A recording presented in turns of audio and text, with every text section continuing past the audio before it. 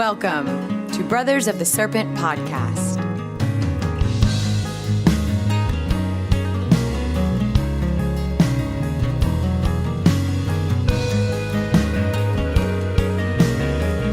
And welcome back, mystery lovers, pill seekers, and conspiratorialists all across the fruited plain.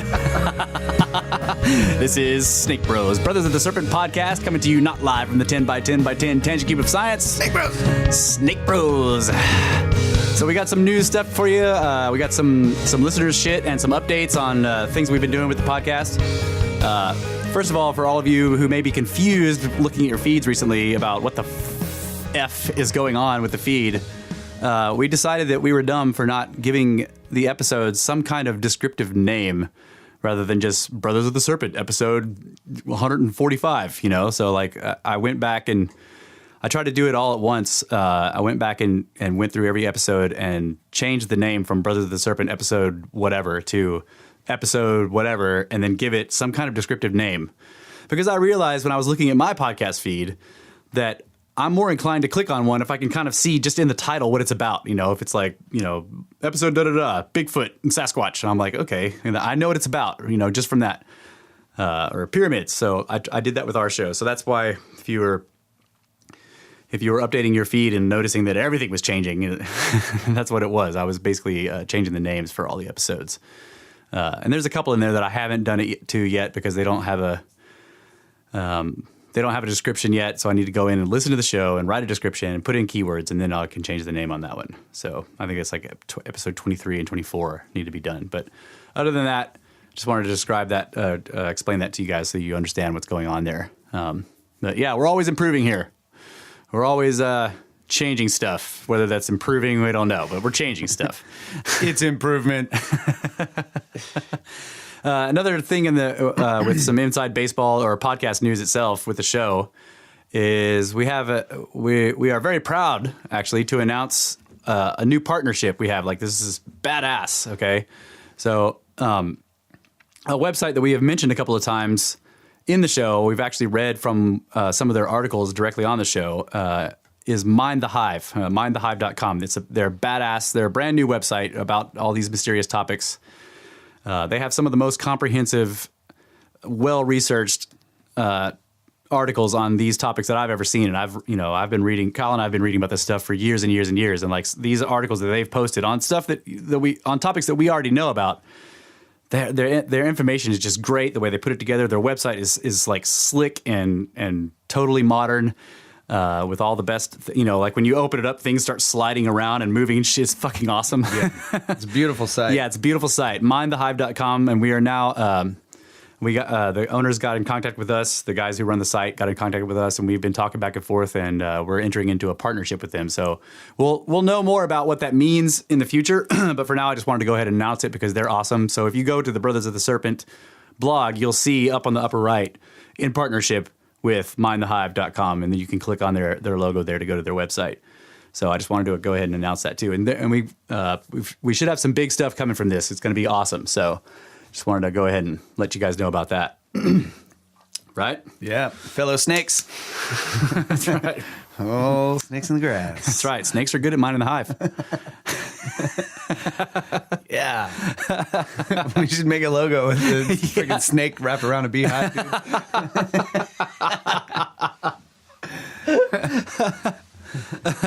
So, what do we have in the news? We got some news. Like, okay, first of all, flat Earth guy fucking shoots himself towards space with a steam. Yeah. Like, that is fucking awesome. Yeah. Like, I see all these stories and they kind of seem like they're making fun of the guy, but you know what?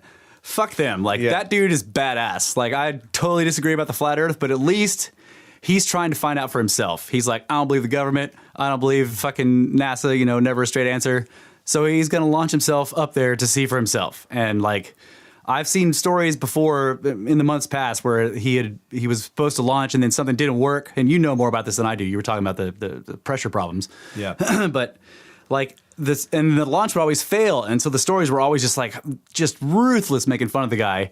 And then he comes out and actually launches and goes like 1,800 feet up or whatever, and then comes back down and parachutes. And they report the story like, so he launched himself towards space and blah blah blah. And they're like, I'm like, fuck you guys, you've been ruthlessly making fun of him. And like, every time he misses a launch, you're like, of course he can't fucking rocket himself towards space. And then he does it, and you just completely ignore the fact that you've been skirt dripping him this whole time. So fuck you guys.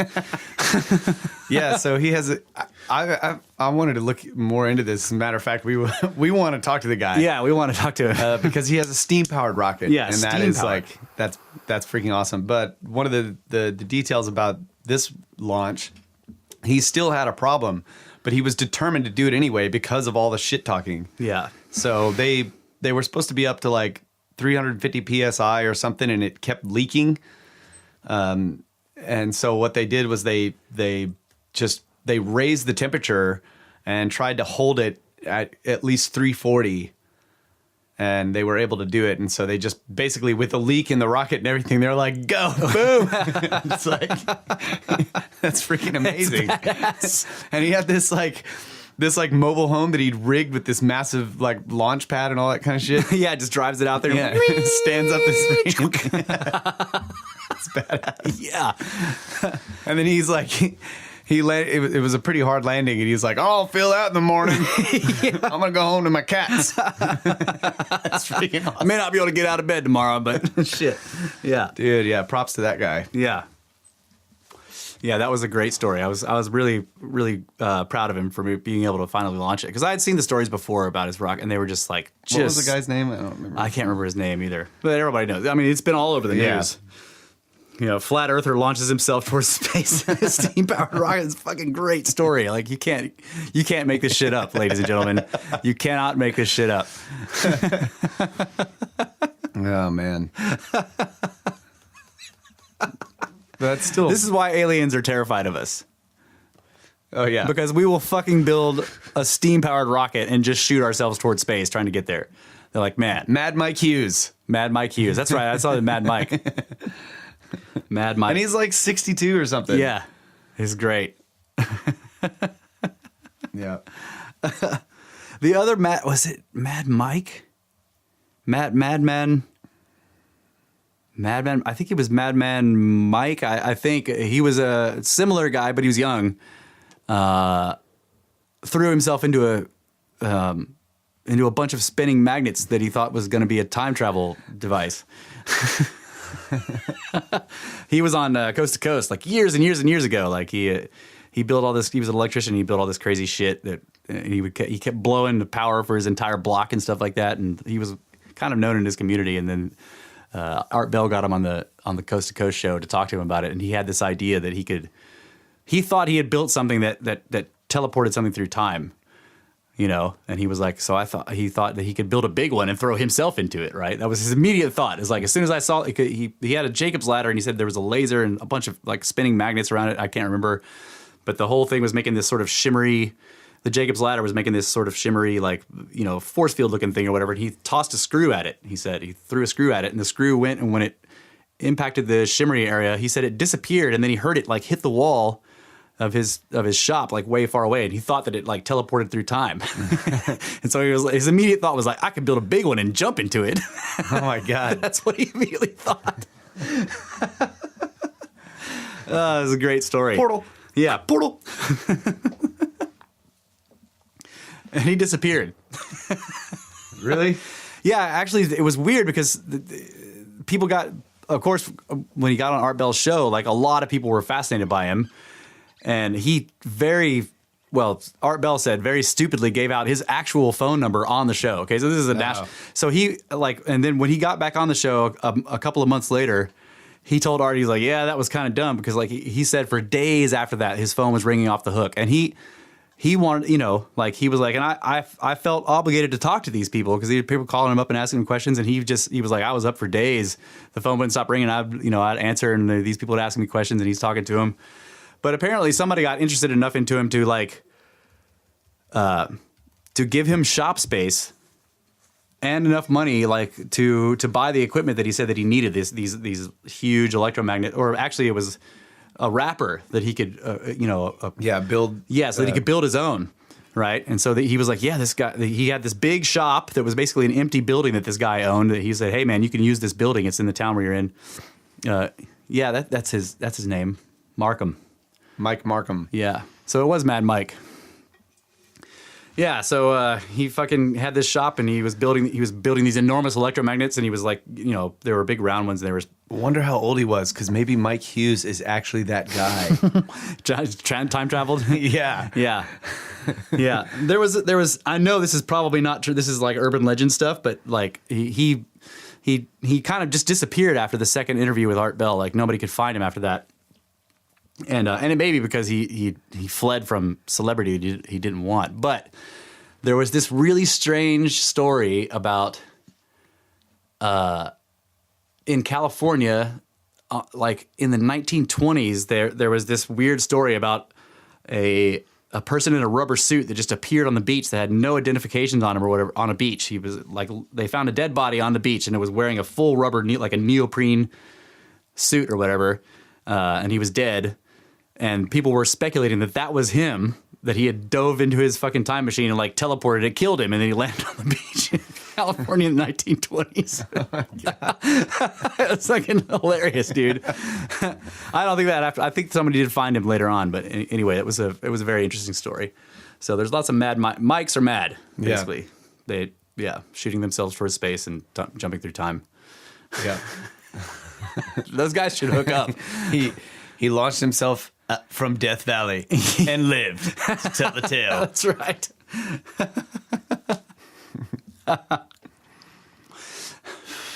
All right. So anything else in the news? I have one. Yeah. So he needs to do it from the top of a mountain. That'll give him a little.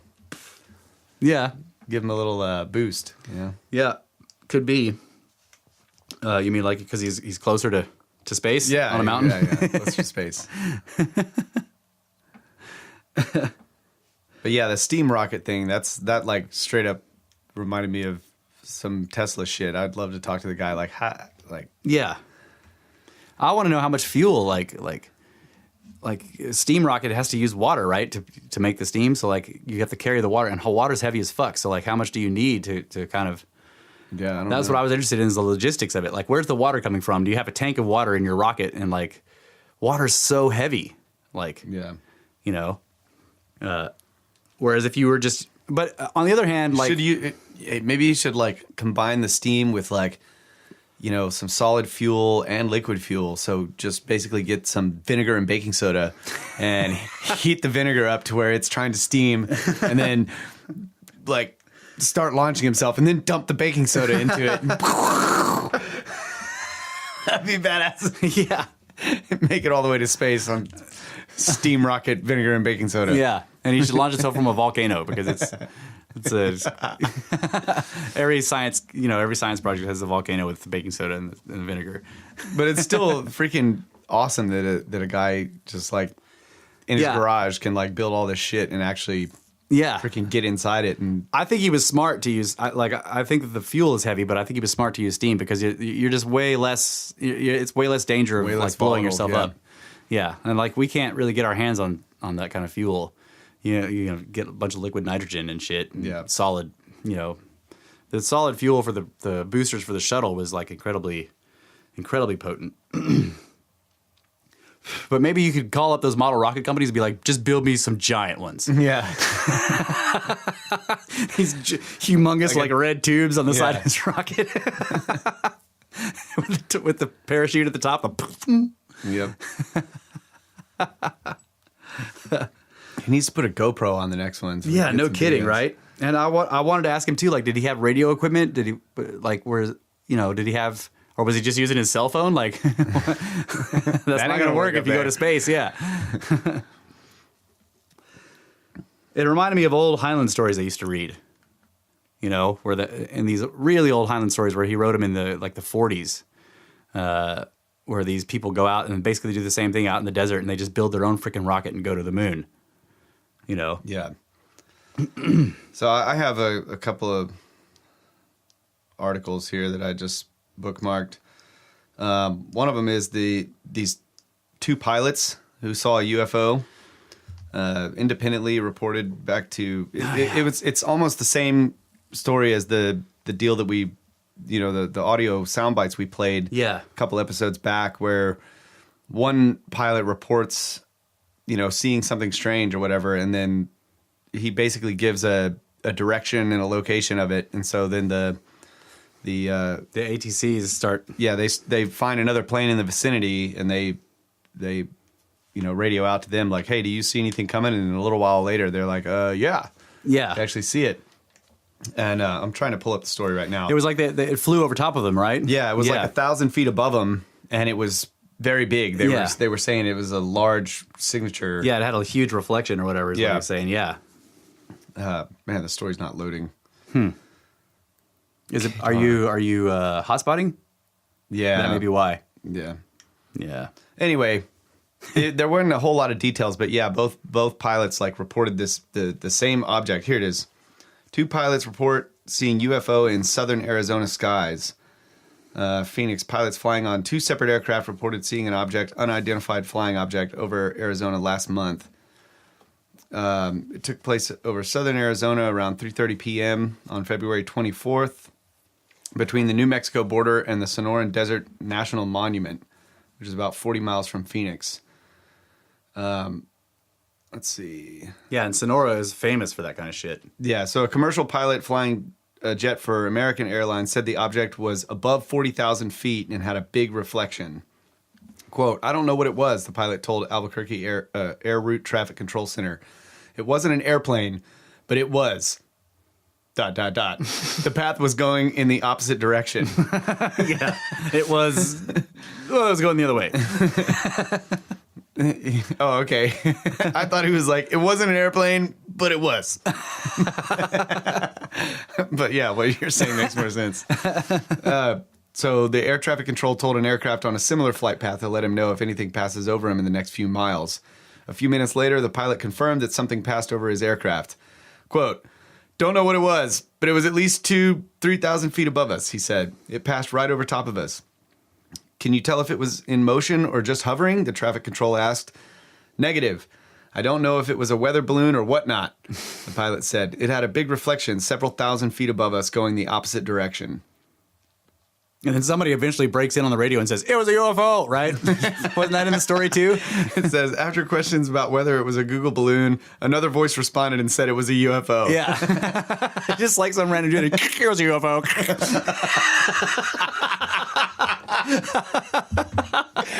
Snake Bros! Yeah. It's one of you listeners out there. You guys fucking... Why it doesn't give a description of who that was? Another voice responded. It was probably from the aircraft. It may have been a small, a small plane. It was a UFO. Yeah, he just comes in and it was a UFO. It's just like he's tired of listening to them, pussyfoot around the whole thing. Obviously, it was a UFO. Arizona had more than 4,500 reported UFO sightings from 2001 to 2015. Yeah. And it was also home to one of the most infamous UFO cases of all time, the Phoenix Lights. Yeah. I never looked that up. Do you know anything Oh my about God, it? the Phoenix Lights case is amazing. Yeah. Briefly, in Phoenix, this huge so it was an array of lights, but it happened at dusk. So when it was first starting, there was still enough light in the sky for people to see. Okay, so it wasn't like pitch black or whatever. So there were these lights that were like in a delta or a chevron shape, right? So they're like a chevron you would see on military guys' patch, right? But they're like birds flying in formation. Yeah, but they're the lights are the underside of some enormous craft. I mean, and they said it was enormous, multiple football fields in length. And it came real slow over top of Phoenix. And I mean, thousands and thousands of people saw it. Okay. Wow. Just cruising real slow. This humongous chevron-shaped craft with these lights underneath it. I mean, even Were the they red lights? Lights? I don't know. I never saw what color, but I think I'm that having this picture in my mind of these red lights. they may have been red because later on there was a bunch of bullshit with the military trying to claim that they were flares. They were like, oh, well, we were doing this exercise out in the desert and we dropped flares. And people were like, those were not flares. Yeah, they're Oh, no, they're white. Brett just posted a picture. Yeah. Look how big that is. Dang. So, and later on, the governor of the state even admitted to have seeing it. He said that he saw it coming down, and he was like, it was enormous. And I mean, people have tried to say that it might be some secret program that we've got, but like, if it's a secret program we got, why did they fly it over Phoenix? You know, this, and we don't have anything like that. This thing was moving slow, and it was enormous. You know, and it doesn't have propellers and shit like that. There's no known way of it. You know, it looked like a delta wing craft. Like, in other words, like, think of the B-2 bomber. It basically just this delta shape. But those things have to haul ass to have lift. This thing was just kind of, you know, it's real slow, just cruising really slowly. And it was, and there's just nothing we have that's anything like that. And you can see in the pictures, you look at the city, and then you see the size of the fucking lights up in the sky, and you're just like, okay, that thing is humongous. Yeah. So yeah, that was the Phoenix Lights. It was a very famous case. It also didn't make any. Yeah, it made almost no noise. Yeah. Yeah, the only other case that I know of that was similar is actually happened really close to here in Stephenville. They saw something very much like that. This enormous craft, and it came in over Stephenville, and like all these people saw it from the whole town. And you know, Stephenville is a dry county, so so yeah, they came like, well, they were drunk. Oh, yeah, so it was March 13th, 1997, the Phoenix Lights. Thank you, Mr. Show Observer. Yeah. We got some good pictures of it we can put up in the show notes. But yeah, that was a fantastic case. It was one of the best cases because of so many witnesses. So many of them were officials, and the police saw it, and just like all kinds of stuff. It was crazy. So that's cool. It was the Anunnaki. Yeah. Okay, so I have one other annoying story here that I just want to sculptor. Let's see. Kyle Sculptor power. Yeah. No. Humans are sleepwalking into a mass extinction of species not seen since the dinosaurs. Okay, that's the headline. Good grief. Now, we've been reporting on the burn papers. Yeah. And the Comet Research Group. Yeah. There is, and this story comes out, I guess this was last week. Yeah. It's like, we were just reading about this mass extinction event that was like incredible, like hardcore, like, in comparison to the dinosaur extinction event. Yeah. Which was the Younger Dryas. Yeah. Or Wait, which one? I'm sorry, the impact or whatever it was, the extinction event that killed all the mammoths and all the. Yeah, okay. There was like all these different animals and all this. Yeah. That was a massive. Yeah. It was a huge global extinction event. Yeah. Okay. Yeah, like not quite as large as the KT event, which is what they called it, one to kill off the dinosaurs, but close. So. Yeah, so they're trying to claim that we're sleepwalking into a mass extinction event of species not seen since the dinosaurs. Like, so it's going to be even greater than that one. Yeah. Where like what was the percentage of the megafauna? In North America, it killed off over 70% of all mammals over 100 pounds. Yeah, I think Randall Carlson says to have the same die off today, you would have to kill every animal on the planet that is over 100 pounds, and that includes all humans because we are megafauna. So it's very first line. Man-made global change is threatening the diversity of different creatures that have taken millennia to evolve to live in niche habitats. And they go immediately into the coral reefs, okay, which are all shallow marine ecosystems. And, you know, we're looking at this recent extinction event like after the Younger Dryas, or whatever, where the sea levels were like 400 feet lower. Right. So all of those coral reefs that they're claiming right in the beginning of this story that took millennia to evolve, weren't here 12,000 years ago. Right, because the coral can only grow down to like 100 feet, right, below sea level. Yeah. Well, I mean, the sea level was 400 feet lower. Right. All of the coral reefs that are there now weren't there. Oh yeah, that's a good point. They were on dry land, and the ones that were there before are all dead because they're now 500 feet below. That's right. That's right. So I'm not going to read this whole story. I'm just warning you out there that this. And like the another annoying thing on there. What did they say that these creatures that have have evolved for niche. What did it say? Creatures that have taken millennia to evolve to live in niche habitats. Yeah, so anything that lives in a niche habitat is already on its way to extinction. Yeah, Like that's one of the most annoying things about this is like if you're not adaptable, you are going extinct already. yeah. Global warming and rising sea levels threaten to wipe out many species that cannot adapt to change quickly enough in the blink of an eye. Yeah, this happened already, and you claim that there weren't advanced civilizations that lived back then. So WTF, man? Yeah. How did it happen? Yeah. Okay, so it's possible to find coral at depths of 300 feet, but reef-building corals grow poorly below 60 to 90 feet. Yeah. Yeah, and it's the reef building ones that they're concerned about because the reef building corals end up building the atolls, and then the atolls have all these little niche animals on them, you know? Yeah, so this is just a big, I don't understand it. I'm not able to kind of get into or understand how like groups of scientists can do this while just like Totally ignoring. overlooking this crazy shit that happened in our, like recent past, geologically speaking. Yeah. Well, I think that like most of the global warming stuff is based on a lot of it's based on like very carefully choosing the starting point of their data in order to be able to say certain things, right?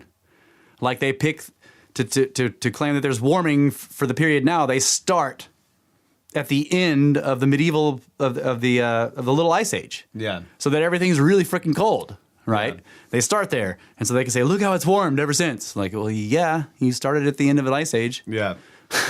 There was also a recent story. I don't have it in front of me, but it was a pretty large group of scientists that are now warning, like, it's actually cooling. Yeah, I saw that too. Yeah.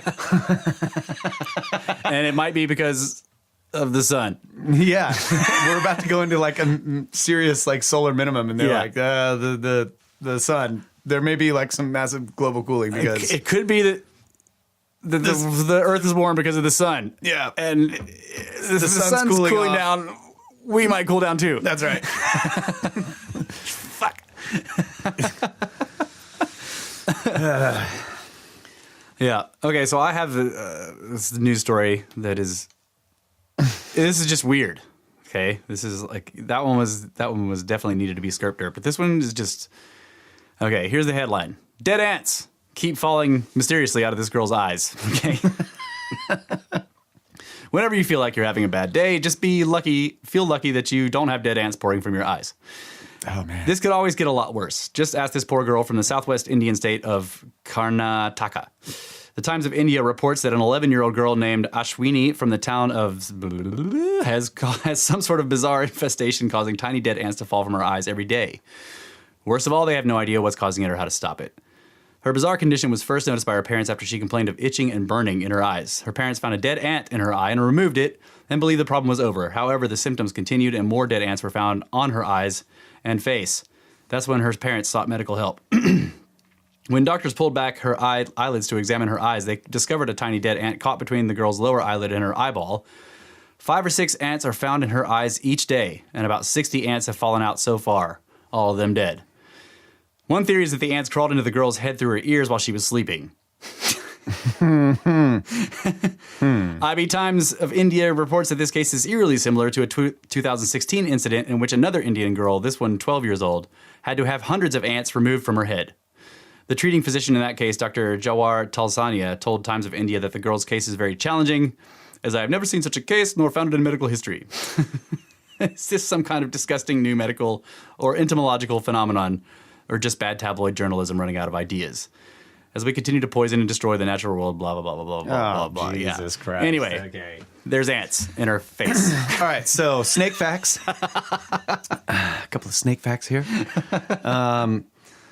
So snakes can get mites, and when they get these little mites, will be, crawling around on their bodies, on their scales and stuff like that. Yeah. And people that own snakes, if the snake gets a mite, you start noticing some mites on their body. Like one of the ideas is, well, I'll give them a bath, put the snake in the water. Well, when you do that, the mites run to the snake's eyes and they go under the eyelid and they just like crowd in there all around the snake's eye. And then you can't get them out. Ugh. They're really That's tiny. terrible. So you have to take them to the vet, and the vet has to like go in there and like scrape around the inside of the scales that are covering the outside of the eye to get the mites out. So, just saying. So she should not take snake baths. fact. Yeah. Yeah. So when she takes baths, all the ants are running up into her eyes. Running up into her eyes. Because she's really a snake. She probably listens to Snake Bros. No, so the other thing I was thinking is like, so when she's sleeping, they might be going for water. Yeah. And so they're like, they're going in there to get water, and then they get trapped or whatever. And yeah, that's really interesting. so then, but there must be something maybe with her tears that is attracting them. Like maybe if they tested her tears, if she has like some high sugar content in her tears or whatever. That's an interesting idea. Yeah. Like, but it's weird that they keep showing up. Like she's in the hospital now, and they're still coming out of her eyes and shit. But the ear idea is actually pretty good because your sinuses are connected to your eyes. You can imagine that. Yeah, like the ants go down in tiny little tunnels and roll around. But seriously, like who? They should be coming out of her ears too. Yeah, and her nose. That's right. That's really weird. Yeah, but, India, folks. Yeah, India. There's a place there's a bunch of weird little villages in India, like the place with all the twins. Have you heard about that village? I think you've told me about it. Yeah, there's a village where, like like they've got pictures of the entire village. Like it's a small place, it's got like hundreds of people. Yeah, where you can take a picture of the entire of everybody that lives there. But it looks when you see the pictures, like there's like hundreds of people all together in the photograph. But when you're initially looking at it, it doesn't look like there's that many people until you realize that most of them look like other people in the picture. Like it looks like a bunch of the same people. Yeah, and it's because the village is full of twins and triplets and shit like that. Wow, that's weird. And they're identical. Like these are not paternal, can be brother and sister type twins. They're identical twins. So this is like the maternal kind that are really, really rare. And no one knows why this is happening. Like just in that village, and it's only from people. Like if you moved there, it doesn't happen to you.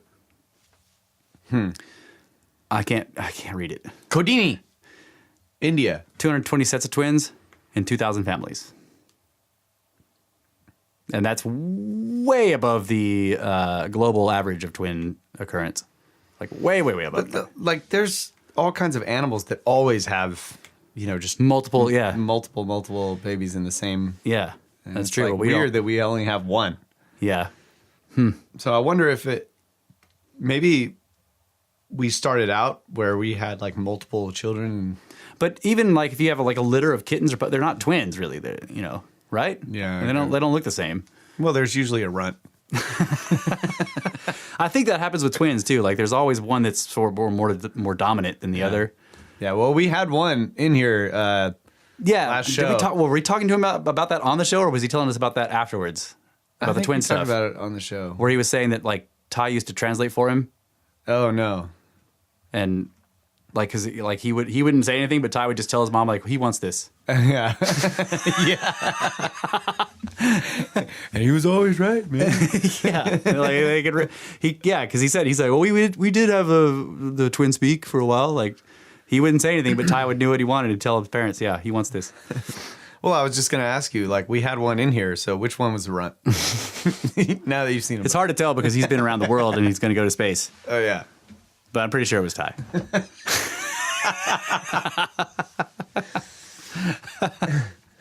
What does runt mean in this context? I don't know. All right, so what time we got here? What's going on with the time? Oh, we're not keeping track. Yeah, we're over time. Yeah, so we need to take a break, which is good because I thought we needed to take a break. So we're going to take a break and we'll come back and we got some really interesting stuff we've been thinking about. We're going to tell you guys about, and the Dyatlov Pass incident, which is coming up too. And very sex. very strange. And did you say sex? Snakes.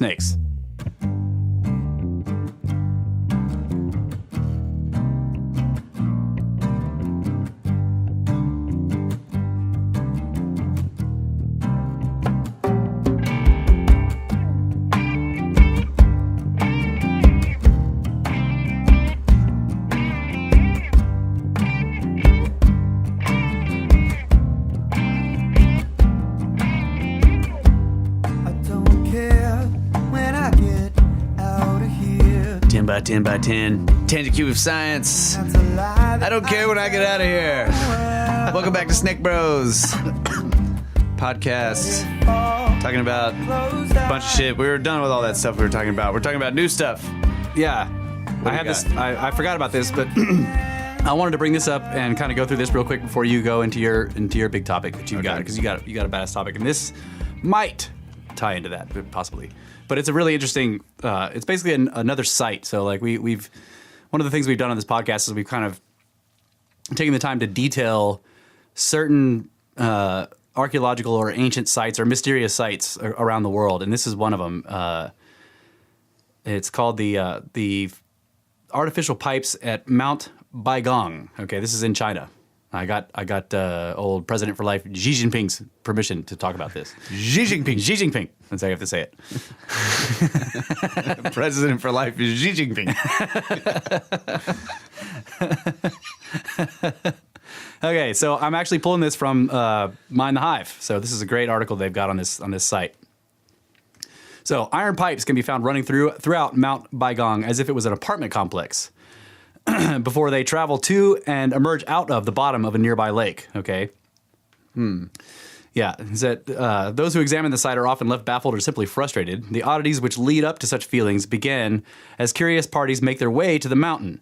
They first can't help but notice the incredibly inhospitable region they're traveling into. It seems illogical for habitation through our modern lens. Yet it also fits into a mold that's been developed by some of the other oldest known constructions, such as the Sky Caves, which is they have an article on the Sky Caves. They're called the Mustang Sky Caves, and yeah, they're really weird. They're like they dot these like sheer cliffs. They're way up high, and there are all these caves, and they were man-made for some reason, and nobody is really sure what the hell's going on with that. Wow. So they're an incredibly ancient and immense undertaking created by an unknown group of people inside a thoroughly inhospitable region. Visitors then begin to see the unusual rock formations that decorate the area around Baigong. The state-run news agency, Xinhua, describes these formations as, quote, strangely shaped stones, unquote. Look at these. They are freaking weird. Wow, man, a bunch of standing stones. Yeah. He says, they stand about like pillars, often in groups, their presence seemingly unnatural and contrary to normal geological workings. When viewed alongside images of menhirs and other such upright stone constructions found throughout the world, they appear even more artificial. Mount Baigong lies amongst these odd stones, though its appearance may be considered even stranger. It rises up alone beside two lakes and is closer in size to a hill. Chinese researchers examining the site have stated that it is artificial, a pyramid-style construction, or at least part of it is. This claim, as extraordinary as it sounds, has been gaining traction due to the recent discoveries, such as the immense and incredibly ancient pyramids found in Bosnia and Gunung Padang in Indonesia. In both cases, the pyramids were thought to have just been natural formations, as they simply appeared too big and far too old to have been the work of man. But this understanding is changing. Here's some more pictures of the rocks. Look at that. It's crazy. 3 caves with triangular entrances exist in Baigong. That's one of them. I mean, that's not a cave. That's freaking cool. Yeah. 2 of the entrances are now covered in rubble and can't be explored, but inside the third, iron pipes can be seen traveling symmetrically along the floor and on the ceiling. Another cut-off pipe is visible coming directly up from the floor. The layout is reminiscent of what a modern room might look like without its walls, with the infrastructure exposed. The iron pipes travel throughout Baigong. Many are in groups heading in straight lines towards the same direction. Some are quite large in width and others are very small. A series leads from Baigong to a nearby lake where some emerge from the bottom and others emerge at the shore. The lake they lead to is one of 2 next to the mountain, though mysteriously one of the lakes contains salt water and the other is fresh water. Even more mysteriously, a geological researcher from the China Earthquake Administration named Zheng Jiandong told state-run newspaper People's Daily in 2007 that the pipes him and his team examined were found to be highly radioactive. But this is one of the last pieces of information to surface regarding this site. In 2002, the year when it suddenly gained mainstream attention, 2 different groups set out to investigate the site, one consisting of 9 Chinese scientists, the other consisting of 20 investigators from various fields. But strangely enough, no further information has ever surfaced regarding these investigations or their findings. This is particularly concerning since China has a record of masking ancient constructions. There are hundreds of pyramids. Some massive were denied until recently, and no examinations have yet to be announced. Some were even seen to have had a form of tree planted all over their surface, that tree having an aggressive root system which will hasten the destruction of the sites. Dang it. And they have some pictures of the Chinese pyramids here. And look at this picture. Like this is near, so the pyramids in the background, look at that. Like embedded in the rock. Is that the pipe? I don't know what it is. It's not one of the pipes though. It's not in the right it's not in the right place. Attempts to classify the pipes as natural quickly falter before the incredibly artificial nature of their existence. Their arrangement alone, with so many moving in the same direction and in straight lines, is an immense hurdle for skeptics to overcome. Many efforts to explain the pipes as natural have fallen. The latest is a theory which, and I remember this, a theory which says that they may be the result of tree roots which have undergone a natural process which has eventually turned them into the complex of neatly arranged iron pipes we see today. Yeah. Though this theory has struggled to gain traction as it cannot account for the straight lines or hollow nature of the pipes. As well, the thermoluminescence was used to date them, a technique that examines crystalline formations to discover when they were last exposed to sunlight or heat. 150,000 years is the finding. Oh my God. And this wouldn't seem to align with the idea that they were formed underground via roots, because obviously those were never exposed to light. Additionally, high content of silicon dioxide and calcium oxide in the pipes means that the iron pipes have been interacting with the surrounding material for a very long time. Now, they have another picture here that's fascinating. This is one of the heavily degraded pipes that's coming out of the wall, but look at all the symbols etched into the stone around it from people who have found it before. If you find the idea of this site being artificial to be far-fetched or just impossible, please consider looking into some of the other discoveries that have been made in recent years which corroborate a far different understanding of human history than what our world's currently accepted theory states. Yeah. Such discoveries also align with what civilizations such as the Maya, the Hindu, the Egyptians, and Sumerians understood. A discovery like this wouldn't seem at all strange in their eyes. They believe that advanced civilizations existed long, long before them. Yep. So immediately when you were talking about the two different lakes, like one of them is salt water and the other one, I know, I started thinking of power, right?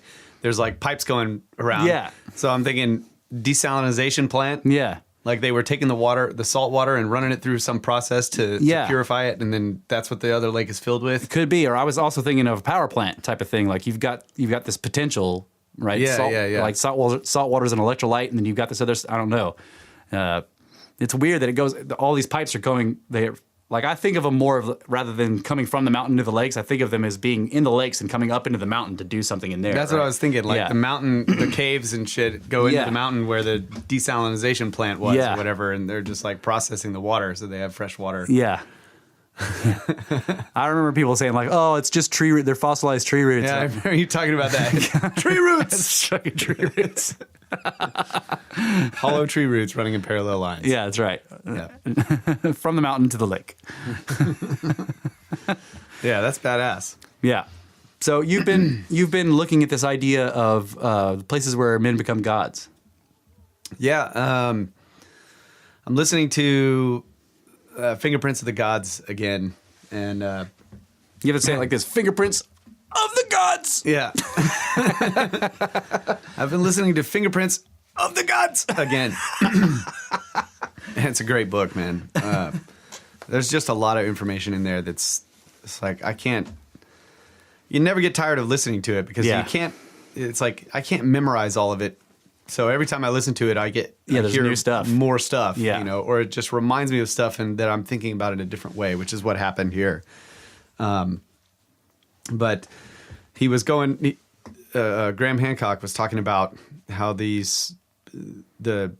legends surrounding like certain ancient sites, like the Great Pyramid and stuff are said to be the places where men become gods. And I think I'm not sure if we were talking about this idea in the last episode or whatever, but the idea that the Greeks named gods after the planets, or they have these names of gods and they have these personified versions of them where it's a person and he's doing all this stuff, but it's actually really they're drawing from a more ancient source that was referring to the planet. Yeah. And they're always personifying these things and telling the story in a way that is human or connected to humans. So Teotihuacan, birthplace of the gods, or where gods are born. There's just a whole bunch of these. So it occurred to me that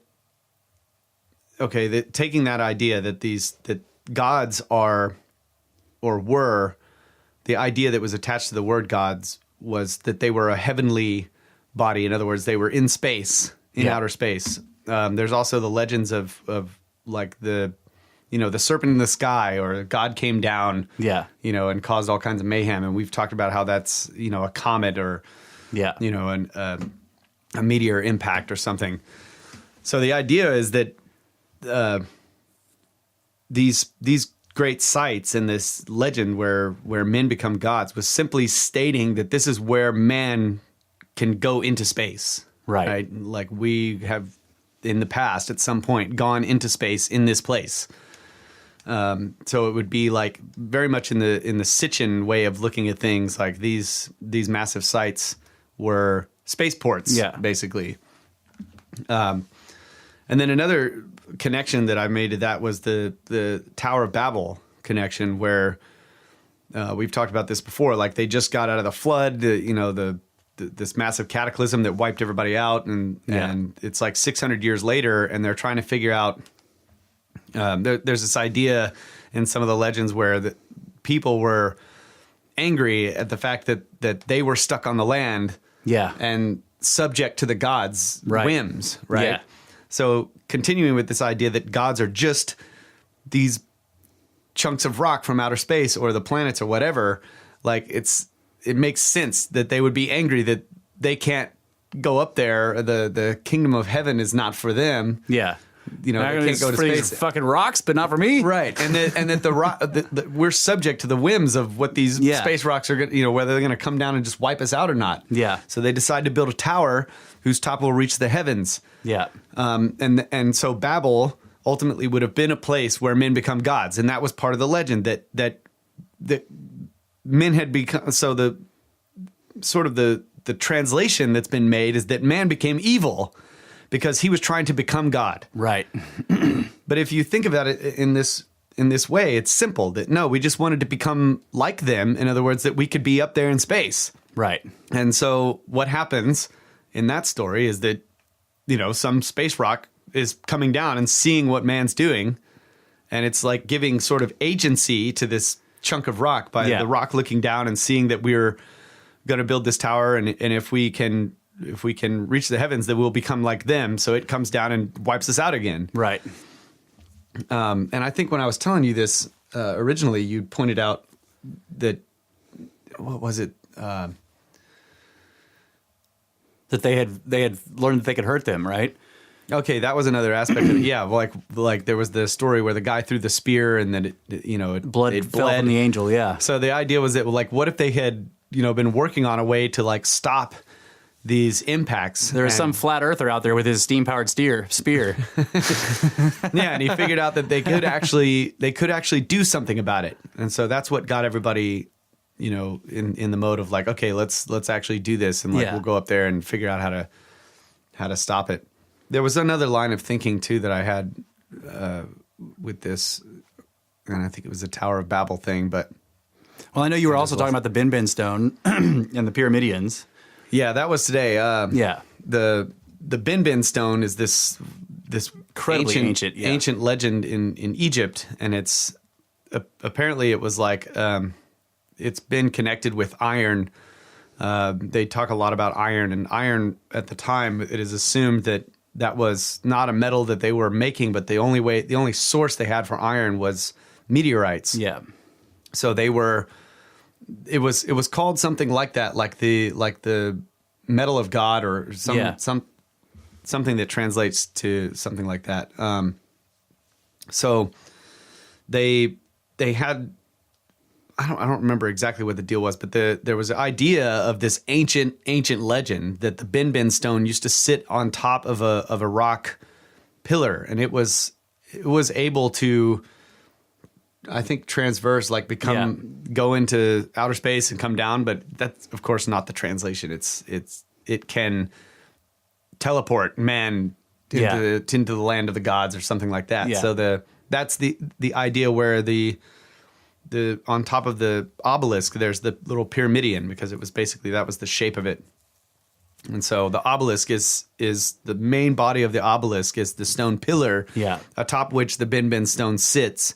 And so there's the little pyramidion on top. Yeah, and the famous, it was supposed to be kept in Heliopolis, which is it's lost now, that city no longer exists or whatever. But I I've seen I can't remember if they were carvings or drawings. We were talking about this too, where like the binbin stone looks like a kind of it's either a small pyramid or a cone shaped object, but on one side there's like this carving where it looks like a person coming out of a doorway.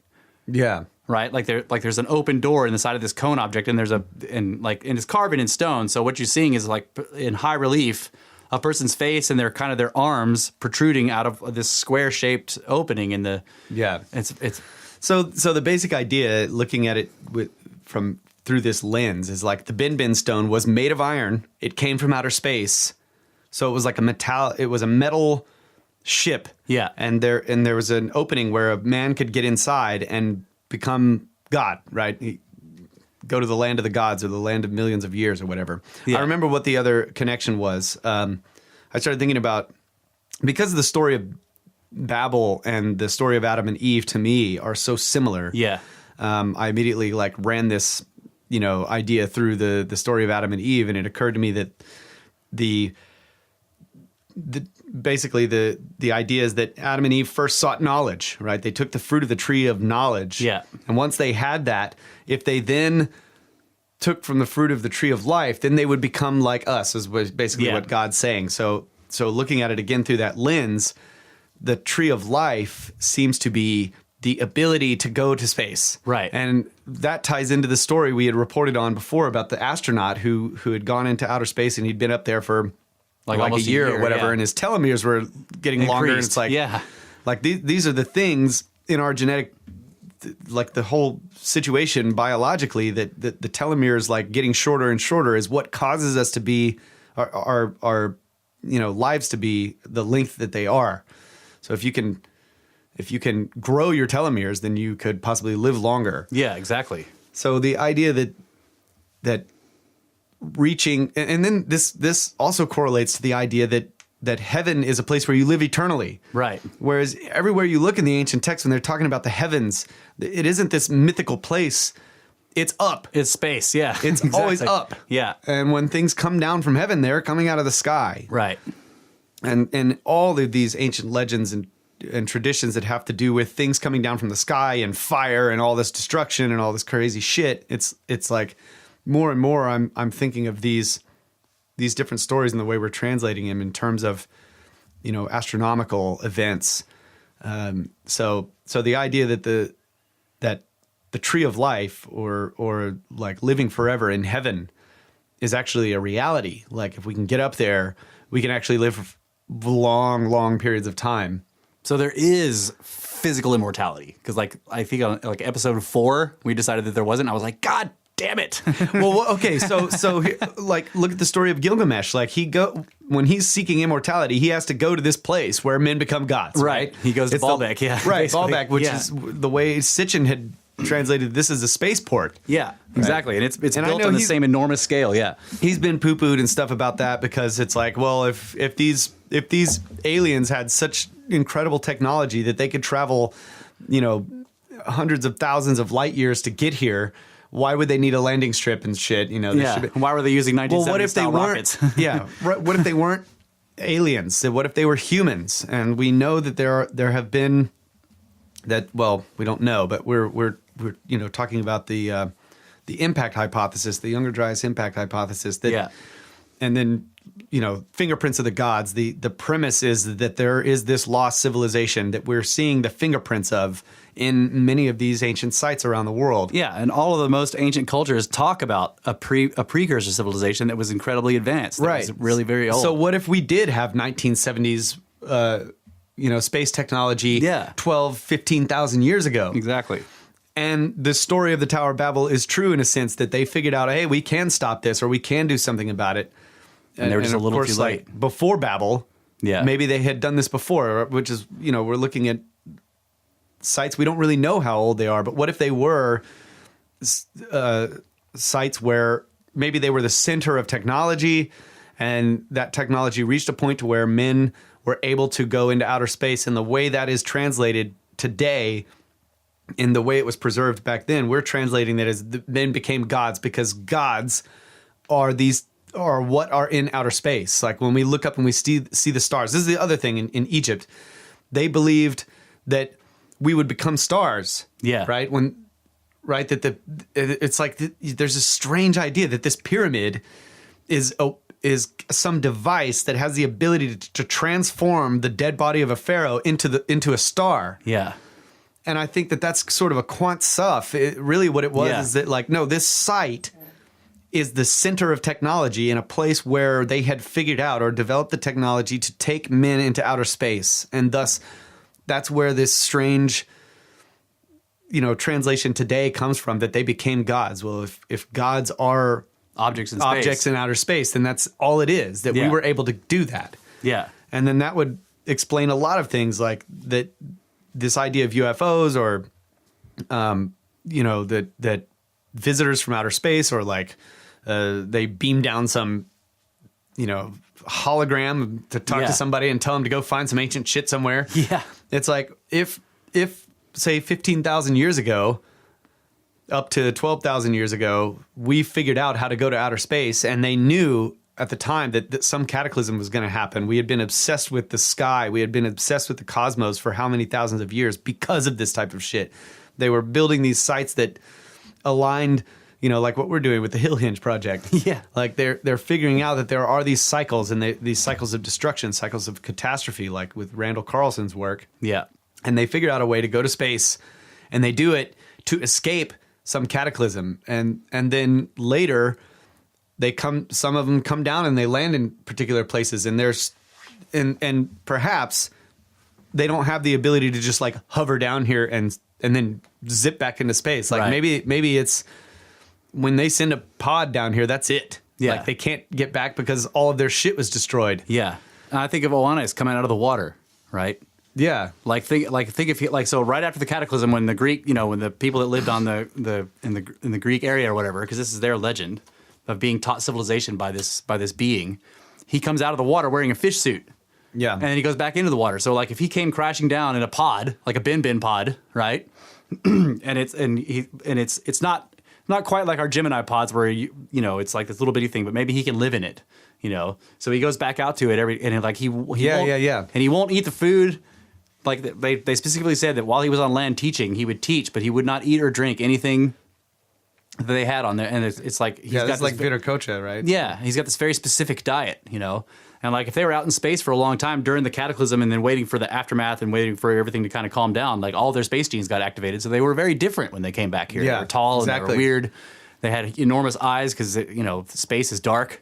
Yeah, But that was the idea too, is that like if they did some like emissary or whatever down here to like try to see who was still alive or like help out whatever was going on, how long did they wait? Like it could have been they're not going to come down immediately, right? But so this I don't know. I'm just like I'm on this new freaking path where like I'm going back and looking at all this same shit with this idea in mind, and it just seems to plug in so seamlessly into these ancient myths. There was another connection I was going to make too. What was it? Something about them coming down in glory, all that kind of shit. I don't remember. I also there's a whole bunch of them. While you think about it, I was going to say like the Tower of Babel story is not confined to the Bible. Yeah, absolutely. In Fingerprints of the Gods, he discusses a Babel story that was found in Mexico, like where that was recorded by the freaking monks or whatever. Like where the guy, and it was talking about what is the name of the? There's Babel stories all over the world. Yeah, like they're like the flood stories. We haven't found as many as we have found the flood stories, but Babel stories are basically about men building this enormous thing, a tower of some kind or an enormous kind of construction, and that they were all able to speak to each other, and they were cooperating to build this enormous thing, and they were doing it in order to become like the gods, to get to space, that the top of it was going to reach the heavens. All that kind of shit is all in there, and then that it's destroyed by the gods to keep men from becoming like gods. Right, which is a sort of personification again of what's going on. It's giving agency to this rock animist. Yeah. It could be animist. Like it's either it's like the same way that they talk about Jupiter and Mars and Saturn. All they give them all these human attributes, right? And that could either be a sort of will that determines what they're going to do. Well, this person's personality is thus, so they make these decisions. Well, it's like when you're looking at what Jupiter does in the sky, and that it occasionally throws shit at us. Yeah, right. It's like this evil god that wants to destroy us from time to time. And that's what I'm saying. That's either a teaching aid of some kind, like if you look at the way the ancients sort of personified everything like that. That kind of can be viewed as a teaching aid, right? Yeah, absolutely. But it also could be viewed from an animist perspective, that it wasn't a teaching aid. This is just how they saw the universe. How they saw the universe, that everything did have a sort of will and a desire to do what its nature was. Yeah, exactly. And that's actually, I mean, in thousands of years, if a future civilization was looking through some physics papers, they might get that idea. Yeah. From us talking about what atoms do. Right. Right? Yeah. And that they're following laws. Right. The atoms never want to stop moving. They always want to move. That's right. Right? They want to. Atoms. Yeah. The first man. Yeah. That's right. Everything's made of atoms. Right.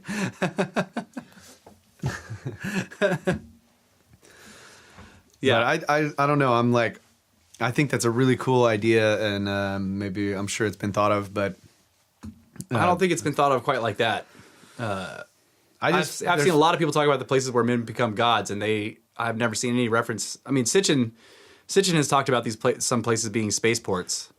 Yeah, but I've never seen him make the connection of becoming God means going to space. This is the other thing I think about too when looking at things like this word that we have, God and gods. God. We made that word up, right? So I don't think that there was ever a being that came down and was just like, "Hey, I'm God," right? Yeah. But my name because that would be like a being coming down and saying, "Hey, I am Gnashnish." Yeah. And we're like, okay, what does that mean? Yeah. Right? We get the idea of what that name means based on what the thing does. Right. And so then when we say the name, it is associated with the thing, and that's what gives us the idea of the nature of the thing. So when you say the word God or gods, what is it that you think that is associated with that? And it's like all of the associations are given to us, but in context through learning these ancient texts. So we've created, and I did, I shouldn't say we, I created this contextual understanding of the meaning of the word God, right? Being like learning religion and all that kind of stuff. So looking at ancient texts just as like, these are just texts that were written by men in ancient times, and we found them, and we're trying to translate them. But at the same time, we've had oral traditions that have also given context to these words that have come down. So when we find some like ancient Egyptian hieroglyphs and we start trying to translate them, we decide that what they're saying about these guys is that they were gods. Yeah. The Egyptians didn't say they were gods. Right. We are putting that word, and we think we have a meaning for it because it's been passed down to us contextually through these religions that we've practiced and stuff. So we've given, the gods of Egypt or their pantheon of gods our own contextual meaning that is based on our lives. And I'm trying to erase that. Like I don't know what the word God means, right? That's where I start. Yeah. But I see the connections in all of these translations that our time people have translated into God. And yet I see the connections to that it was a thing in space. Yeah. A thing in space over and over and over. And so it just falls into place that like if a man becomes God, then he must be in space. Yeah. Right. That's kind of the way I'm looking at it. Yeah. And I mean, like, and Brett is pointing this out too, that like being in space gives you this kind of omnipotent view. Like you can see everything. Yeah, that's a good point. Like God is like, he sees all, like what was it saying? Like not even, like he notices even the sparrow falling or whatever the fuck. Like he sees everything. Well, yeah, we put satellites up in space because that gives us a godlike view, right? Right. You could see everything. Like Google Earth is badass. The sun can see everything. That's right. Yeah. Yeah. Anyway. And it lights everything it looks at. It's helpful.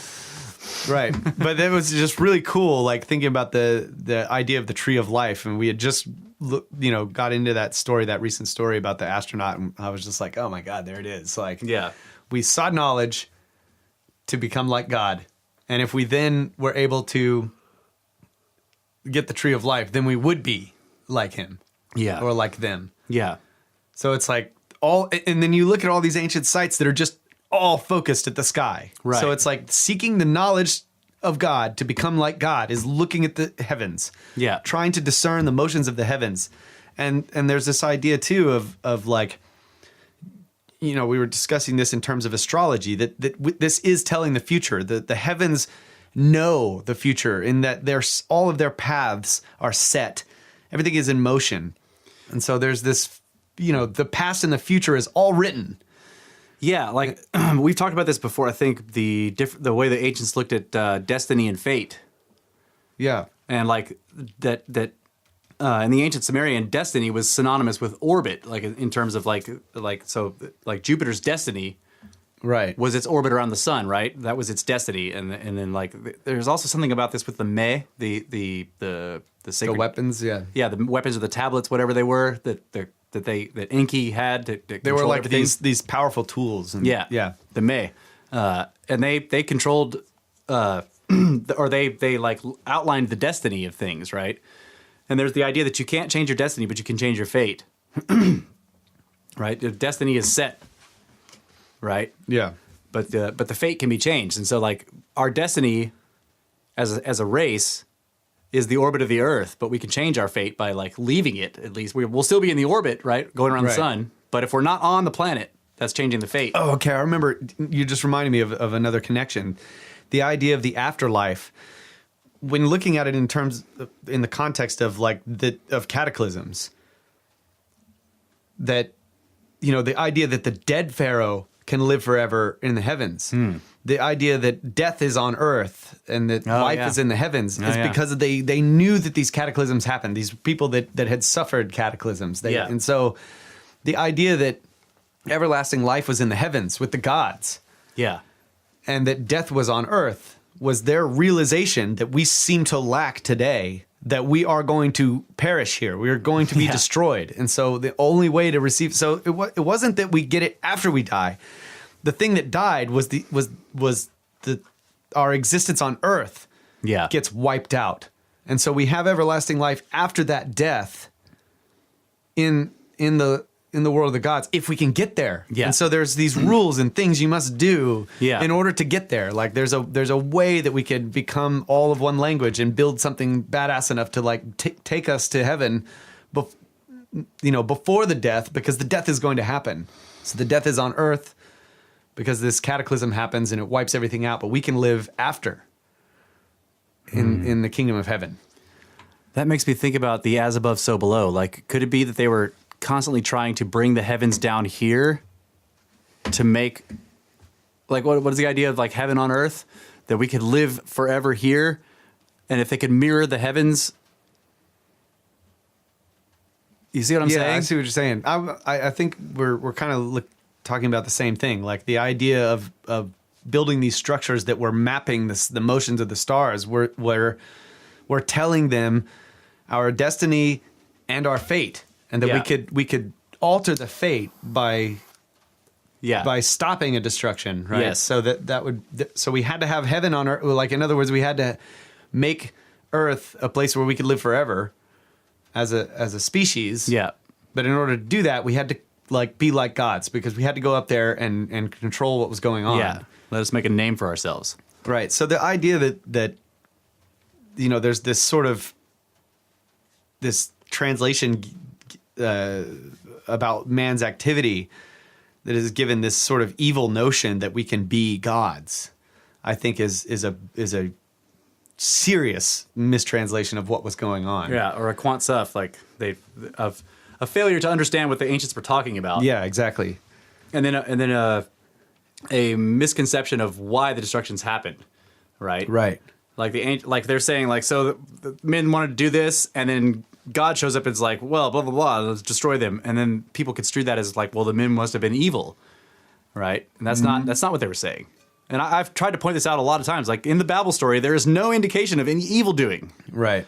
You know, it doesn't say that they were killing people or that they were slaughtering innocents or anything like that. They just said, well, let's build this. Let's do this so that we are not scattered across the face of the earth. And I'm like, what's wrong with that goal? Why is that bad? You know? Yeah. And yeah, so I do agree with you that it's a serious mistranslation or a misunderstanding of the story. Yeah. All right. Well, we got to take another break real quick. Oh, yeah. And hell yeah. Snakes in I'm space. ready. Yep. We're building our hinge. We're going to go to space. We got it started. One pole. One pole. Hitching post with the sun. That's right. Going to space.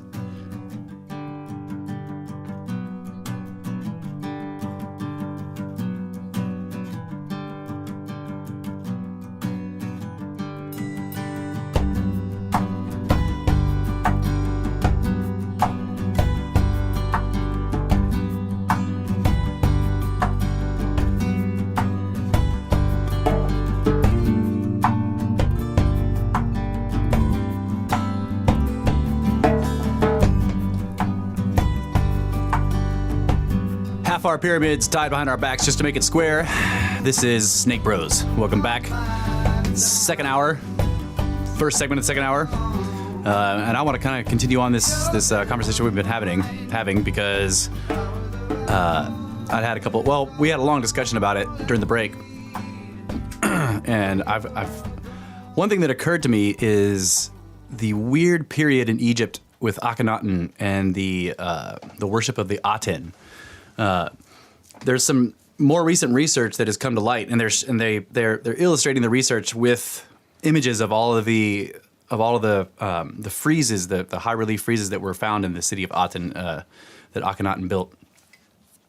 So just to give you some background, Akhenaten is this weird longhead that came to rule over Egypt, and he in this really strange move, because like Egypt had always been like a what do you call it, they were pantheistic. They were, they worshipped many gods, right? Multiple space rocks, yeah. Yeah, so Akhenaten shows up and he's like, no, there's only one. Okay, and this is one of the first, aside from Zoroastrianism, like this is one of the first, and these may correlate actually, the Zoroastrianism and Akhenaten. This is the very first known monotheistic practice, right?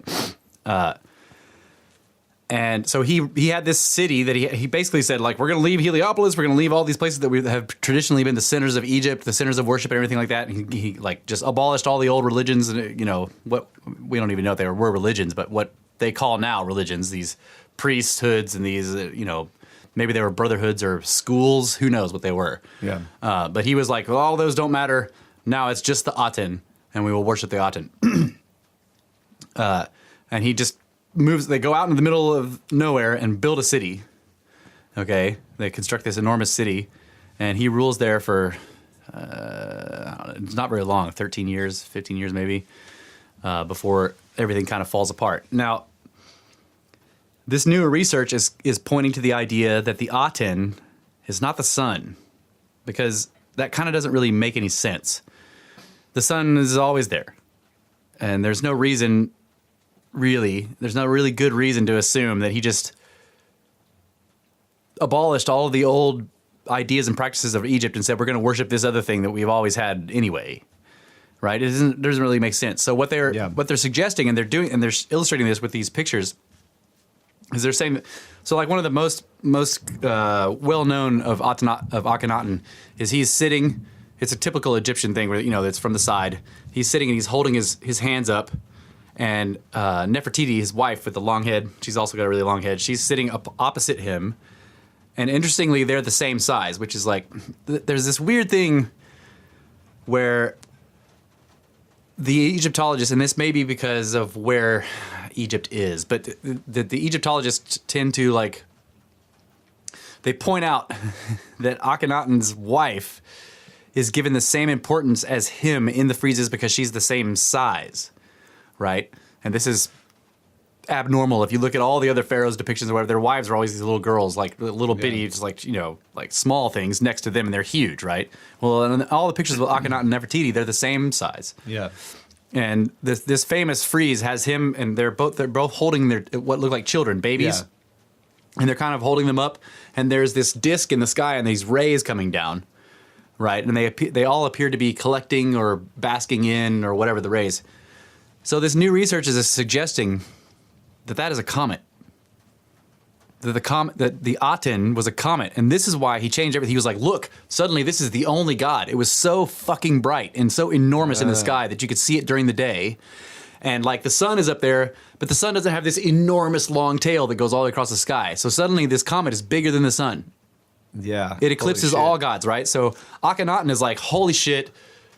And it was close, okay? So that's the only one that matters, right? Right. So what's interesting to me, and I don't think this was suggested in the research, but the other thing about when they're looking at Akhenaten, so Akhenaten was, it looks like they attempted to erase him from the records, okay?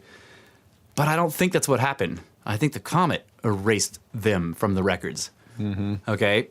His city, the city that they moved out there and they built this badass city to live in to worship the Aten, like, if you read the Egyptological explanations of it, they say that eventually Akhenaten was deposed, his city was razed to the ground, raised flat, right? And they actually said that, like, that people were enslaved in order to do this because they, like, physically, like, flattened the whole thing. And I'm like, no, what if that comet actually hit and caused a cataclysm? Of it did, at least. And caused a cataclysm or whatever, and it like literally flattened the city and destroyed, you know. And so then when the civilization reforms, they're like, well, that wasn't the right thing to worship, and they go back to the other right because it destroyed them. So that made me think of that because of what you're talking about. Like, this was a god, and he shows up and he's like, I am the only one. Yeah. Right. Yeah, there's a picture of it. The Akhenaten and Nefertiti worshiping the Aten with their children, or basking in the rays of the Aten, right? So if that was a comet, that was huge because the tail is and spreading. It's got the little serpent in the middle of it. Yeah, yeah, and the tail is spreading out. So like when a comet gets really close, the tail will spread out and get wider. If the comet is past Earth, right, then you'll have this disc, and then the tail gets wider and then smaller, right? And there's an appearance of rays. Like I've seen all these pictures where they're showing how these comets in the sky have, like, the tails would come off and they're multiple streams. Yeah. And they look like rays. So that's one idea. Like, that's cool. So I was, during the break we were talking about this, and this goes along with the idea that we get this contextual definition of what God is. Well, there's another contextual definition of what worship is, and like where do we get this concept? I can't find an origin for a thing that's commanding worship.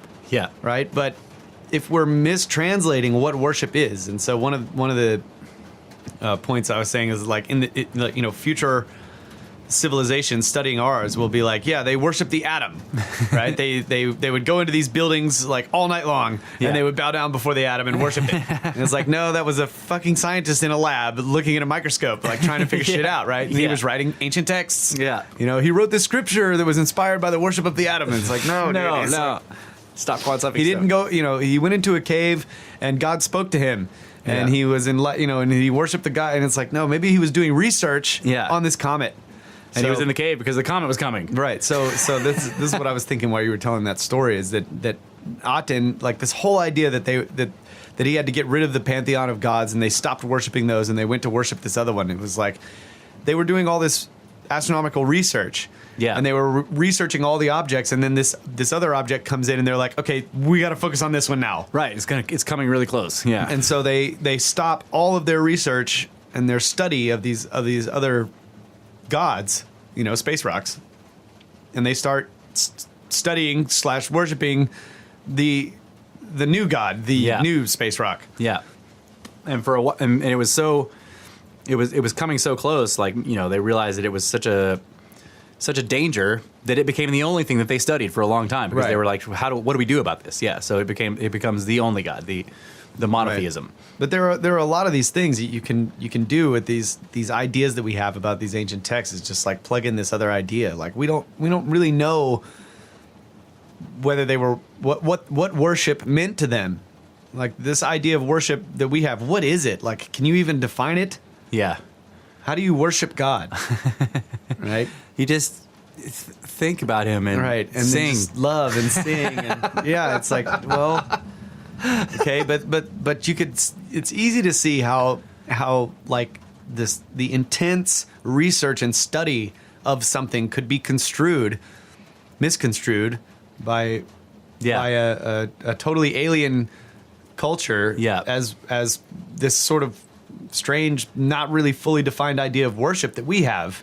and Things that aren't really fully defined and understood. And previous to the at least the modern incarnation of writing, music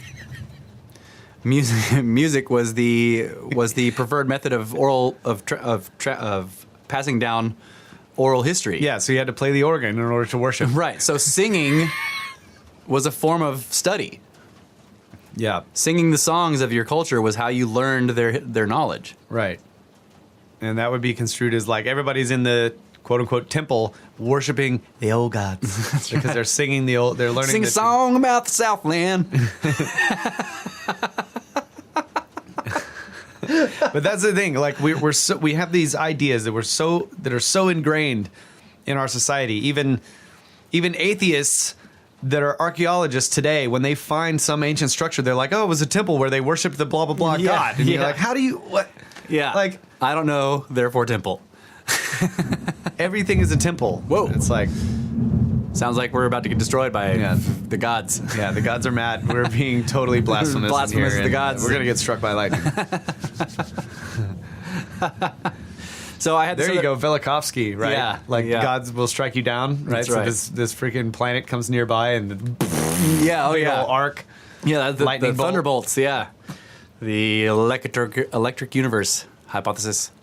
But that's another thing, like God striking you down with a bolt of lightning. Because why? Because the bolt of lightning came from the sky. Yeah. So it must be from God. Like that guy in the Old Testament that jacked off and they got struck by lightning. Right? And that from then on, like no one can jack spilled off. a seed. No one can jack off after that. You just fucking, it's against God.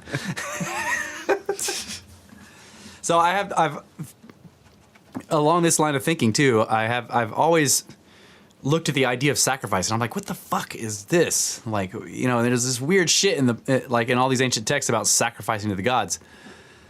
Well, if the gods' primary thing that they did was kill everything, then maybe the idea of sacrifice is like, this is what they want, right? People think this is Yeah. what gods want. They want death. This is how you get their So attention. a quant stuff of the original ideas. Right. So like the gods are these bodies in space. Sometimes they impact the earth and they fucking wipe out almost everything. So gods must want death. So the idea, so to get to, and it's the death of innocence. Yeah. You know, so you take a lamb or a child, you know, or whatever, and you kill it and you shed its blood to get God's attention. The idea of sacrifice, because like when God shows up on earth, he kills everything. So like this is a sort of an appeasement. I see. And so that That's so terrible. the Aztecs and the Inca that were like sacrificing, you know, we've talked about this before, how they thought they were holding off the next destruction, Right.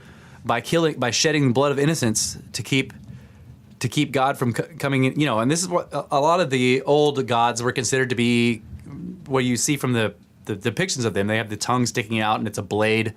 That they considered them to drink the blood or to be cannibalistic, that they consumed life. So like, because they caused death and destruction, right? Yeah. So and then further along that line of thinking, you have the idea of the burnt sacrifice. Well, some of these cataclysms caused enormous global firestorms. So right, you kill the thing and then you set it on fire, and the smoke is appeasing to God, because this is what God wants, obviously, because every time he comes down here, he freaking kills everything, sets everything on fire. Yeah. Yeah, Brett's pointing out the Nova at the time of the birth of Christ. It was a God who didn't demand sacrifice. Not yet. Not yet. It'll show up eventually. Yeah, and then there's the whole idea of the war, you know, the wars of gods, right? They're like, we're observing the heavens and like, you know, Shoemaker Levy 9. Yeah. It's the war of gods. Yeah. They're attacking each other. And then the ancient Sumerian creation myths that are talking about these planets battling it out, and they're Yeah. giving them all this what do you call it? Animism. Yeah. Like they're having a war. Yeah, Tiamat, the old mother, goes crazy.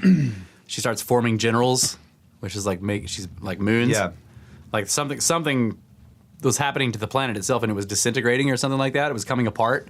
I imagine that story being a vast timeline where her moons are being created over eons. Yeah, but it was saying that she was extruding them.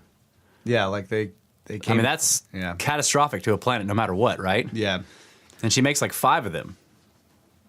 And Kingu being the biggest one, but she makes like. But they couldn't have been there to witness it, you know. It's No, like yeah, no. I think it's I mean, I got the idea that it was the story that the Anunnaki told to the Sumerians as the explanation for the formation of the solar system. Right. Marduk, like Nibiru, after vanquishing Tiamat, it said he took half of her body and made the firmament, the asteroid belt, and then the other half and worked wonders. He built the Earth. Yeah. So. There was the other thing I was thinking about was the Shimyaza or whatever in the 200 that came down. The Fallen.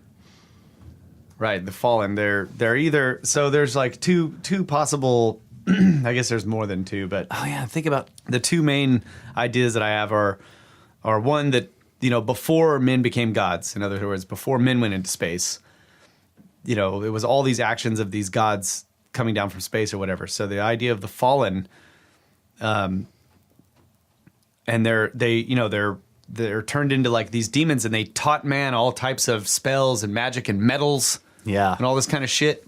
So what do you have? Like you have some impacts. They come down and they, that's the birthplace of the gods or whatever, like where they came and they came down to Earth or whatever, and men go over there and they figure out like all this science. They start worshiping this, studying them. Oh yeah, And they figure out how to make metals and all kinds of shit. Do magic. Yeah, so the when we were going through the Grail stuff, the platinum group metals that come down with some of these comets, how they like make our DNA like into superconductors, and like think if like people went to an impact site and actually evolved, like literally had shit plug into their DNA and change them, and then they could do magic. Yeah. What would be considered magic at the time, right? Yeah. Or just Actual magic. Yeah, like actual magic is in using the existing laws of the universe to change stuff. Yeah. I mean, because that's what magic is, right? Like, if you listen to Gordon White, he's saying like, so there's these the basic, all forms of magic fall into these basic categories. One is like affecting probability by intent, right? Using your, like when you're making sigils, the point of like that focuses your intentions into something, and then and because we can sit down next to a random number generator and kind of change it, that we can sort of do this to the universe. We can interact with it in this way. So you focus your intention for something into a sigil, and that sort of shifts probability slightly in your favor, right? Yeah. So that's magic, and then the other main form of magic is divination, right? Or far-seeing of any kind, far-seeing into the future, far-seeing, and so this is remote viewing. Everybody can do it. Like apparently, like the governments and shit have learned like you can teach pretty much anybody how to do this. Yeah. With a few things, like so that's magic, and then the other one is contacting the spirit world, and then they do all the rest. Like the most powerful magics are summonings, right? So you summon something, and then it shows up, and you form a pact with it if you're doing everything right, and then it will do what you want because you're giving it something. It's a trade. Yeah. So is it possible that people learned these things, or became open to the understanding of these things because of of crazy like changes to their DNA that happened when they got around these impact sites? Yeah. I was thinking I'm not saying anything about that, but I was imagining like the impact sites become a center of scientific development, technological development, a center of knowledge. Yeah. Right. And so. But I mean, you look at the stuff that the Fallen were supposed to teach mankind, and some of it you're like, how do you learn that from an impact? It must be making some kind of changes to the people. Yeah, it or could something. be. Like the one that teaches them how to like paint the eyes and use makeup to be hot, and like the other one that teaches you how to like to do libations, pouring. Well, there was charcoal, bro. And they got it on their faces, and they were like, "Whoa, baby." really see your eyes now. It's getting hot in here. Libations, like pouring, pouring oil and stuff. There's a lot of weird things that people learn from the Fallen that are. Yeah. I know. Still, I'm just talking about the basic idea that the Fallen were impacts. Like, yeah. It's just... And then if you think of the idea of Shimyaza, he's supposedly chained to a temple of stone deep beneath the desert or something like that. So he's an impact crater hidden underneath the sands of a desert. Oh yeah, holy shit. Because you could view the crater structure, this crystalline, impact structure full of nanodiamonds as being a temple. Dude, that would be fucking crazy. Especially if a temple is a place of study. It's a lab. Yeah. Yeah. Well, I mean, it is, regardless, right? Yeah. It's a place of study. Irregardlessly.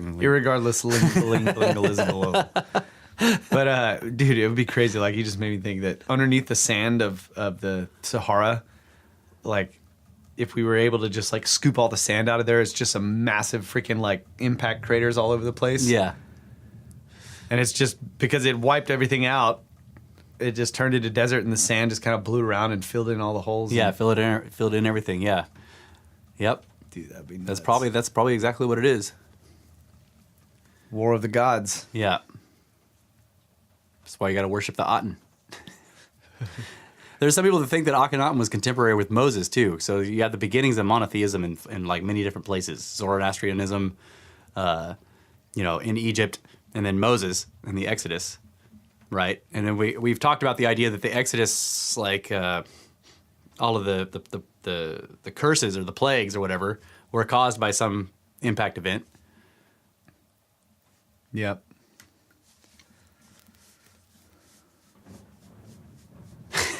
The gods are saying kill no. us. Please don't kill us. Dear God, please don't kill us. Please don't wipe my hard drive with a cloth.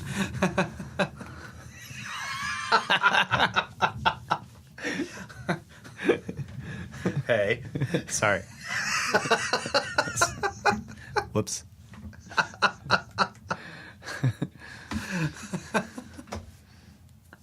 Oh, man. We were talking about the hard drive thing reminded me of this. We were talking about, I think you were saying something about solid state drives and ancient technology, right? Yeah, I was having a conversation with Brett about this. Yeah. And that's a good topic, huh? Yeah, like I've thought this for a while that like because so often you'll get the where are the pot shards kind of question, like, well, if there was an advanced civilization, where's the evidence? Where's the pottery? Yeah. Where are the computers? Where are the fucking skyscrapers? Where, and like that shit. Like one thing we found with technology is the more advanced it gets, the more ephemeral it is. Like the less, like the shorter amount of time it lasts, right? Like your phone is not going to survive 10,000 years. Yeah. I mean, even if it was, I've kind of gone through this before with the whole example with the phone and the backhoe and then the ancient stone hammer, right? Yeah. Like you leave all those on a hillside and everybody dies. Well, in a week, the phone is useless. And in a day, its battery is dead, Yeah.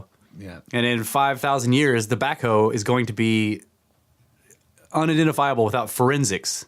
Yeah. And you have to know what you're looking for. It'll be weird bits of metal and strange fluids that are embedded into the ground. You'll have to use forensics to find it, and you have to know that you are looking for a backhoe in order to understand what you're seeing.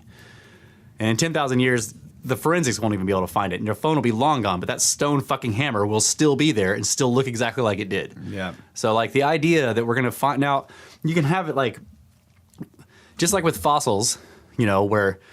Like, you have something like a jellyfish that has no bones and yet it'll be preserved perfectly as an imprint in this sedimentary rock to where we can see it down to the molecular structure, or not molecular, but the cellular structure of it. Those are really extraordinary circumstances, but I think that we found stuff like that and haven't recognized it, because it's one thing to see a life form, but technology is totally different. Yeah, yeah. And how would some 19th century archaeologist recognize a solid state hard drive if he found one embedded in stone somewhere? He wouldn't fucking know what it was. Right. And there was the book that I was reading that So it's like the more advanced we get in technology, the more probable it is that we will actually find something, but it's still extremely right. low probability. And I'm afraid that the probability is that we found a lot of it and none of it was recognized or it was destroyed. I mean, like, okay, the crystal skull is a good example of this. Now, this one's still around, right? The Mitchell Hedges skull.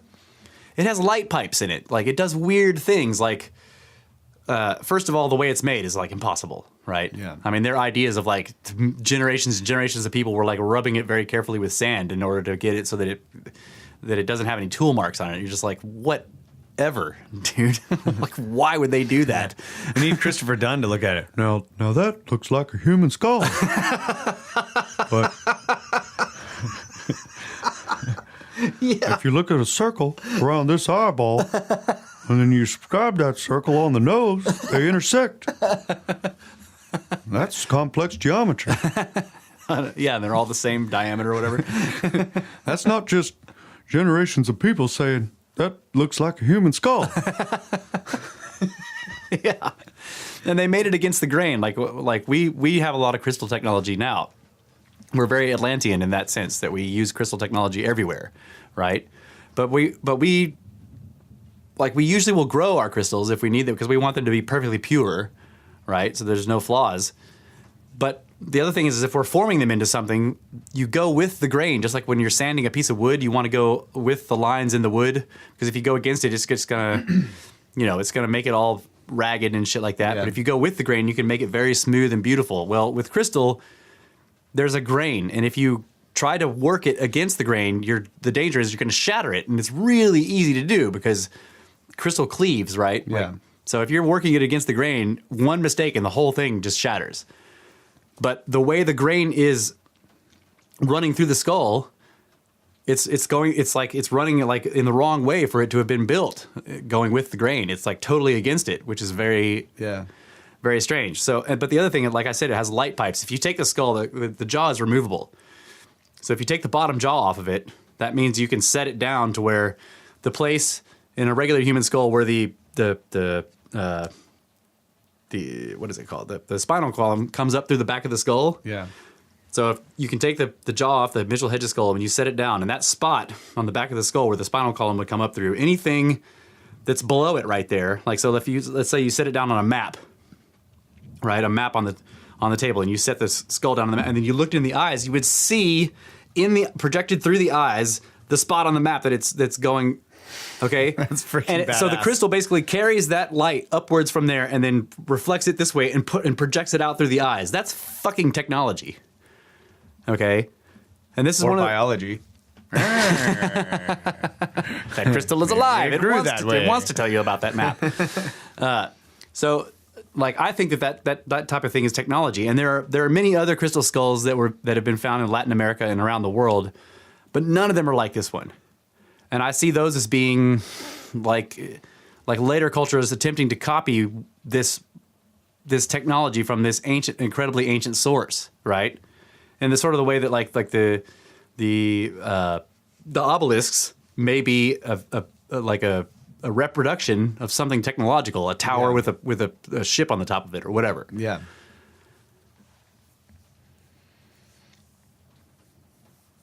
Yeah, that's badass. Didn't they say something about the skull being able to like contain a bunch of information or something? Yeah, or were they just talking about crystal technology? Yeah, crystal. Because that's what we were saying too. Is that like I've heard many times like people talking about how our technology is not like everything is perishable in this way, or like our hard drive is going to get wiped and then it's all over. I've heard this idea espoused many times, and I'm thinking like, yeah, but our crystal technology is getting better and better, and that shit's going to last. Right. Brett and I were having a discussion about how, that I was pointing out that I think this is the case, that like, an EMP or that kind of shit wouldn't wipe out, a solid state drive. It would wipe out the components, the electrical components in it or whatever, but the information stored on the in the molecular structure of the crystal would would remain if you could read it. Yeah. Right. The idea is like, how do you read it? Yeah. Like even if the thumb drive survived for thousands of years and it was perfectly intact, like how would they?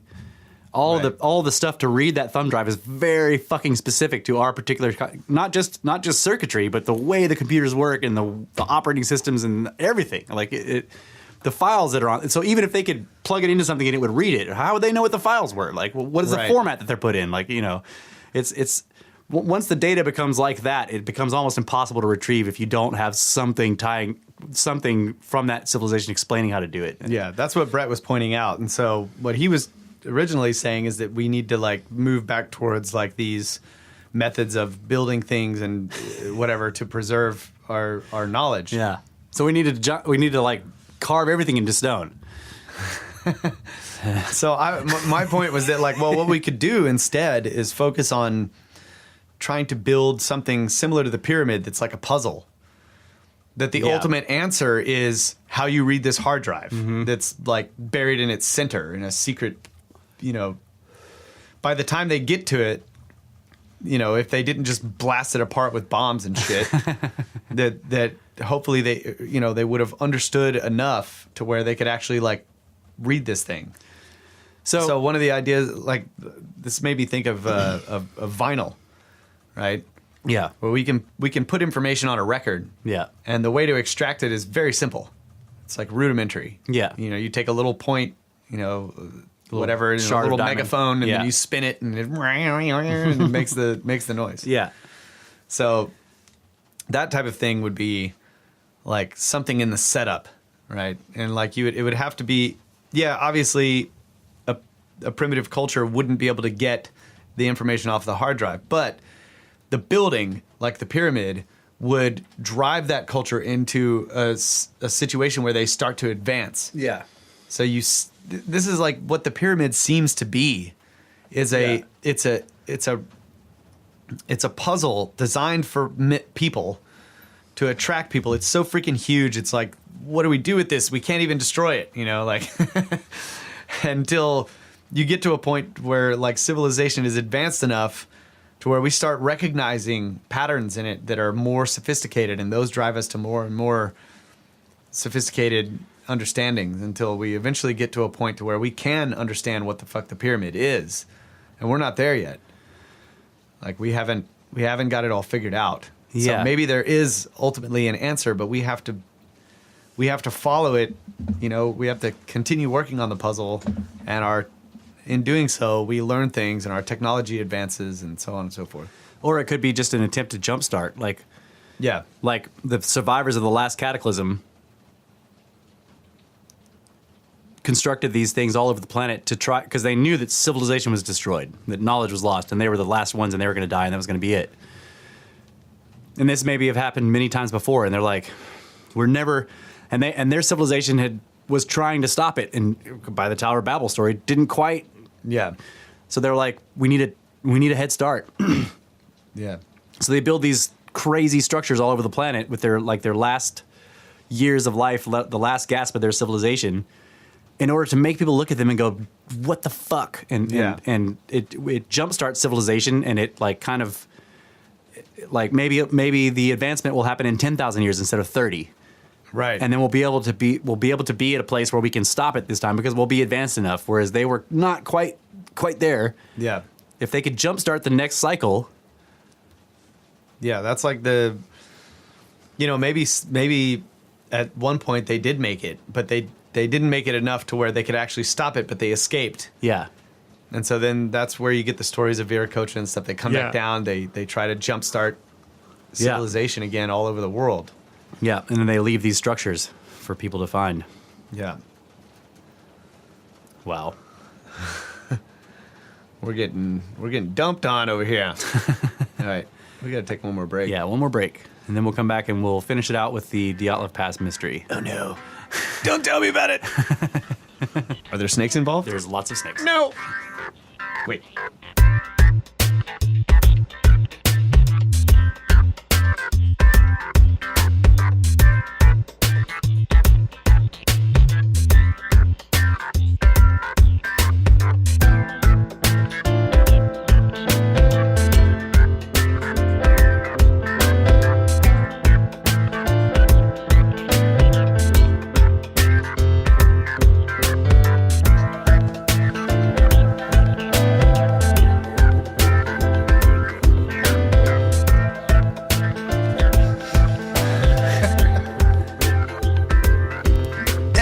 Welcome back, ladies and gentlemen.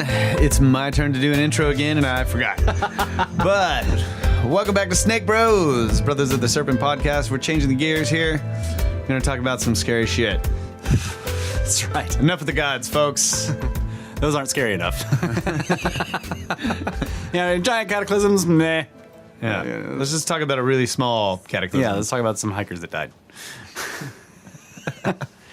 So this was in February 1959, okay, in the Ural Mountains. This is like in Russia, Siberia. There were 9 hikers. They were really experienced, like mountaineers, basically people. They've done these kind of hikes many times. They were college students. They were young. They were extremely healthy, very fit, and they took off. The last place that they stopped was there's a small town. It was like kind of the last town on their route, and then they went up into the Urals and basically were doing this specific trail. Or there's not really a trail there, but they were hiking from there to across this enormous like wilderness wasteland expanse of ice and snow in the middle of February in Siberia. Jesus. Yeah, so it's kind of hammerhead stuff, but they were. Let's go hiking. Yeah, oh yeah, hiking in Ukraine. Crazy, man. So it was the leader of the team was a guy named Igor Dyatlov. Okay, so they took off and then they weren't heard from, like they were supposed to show up I think in like 2 weeks in the next place that they were supposed to stop in, the next village, which was across this whole mountain area that they were going through, and they didn't show up. So eventually people went out there to find out where they were if they needed help, and they were all dead. And they had been dead, like they had been dead for a while. Like they basically were, I think, on the 3rd or 4th day. Like, so they were.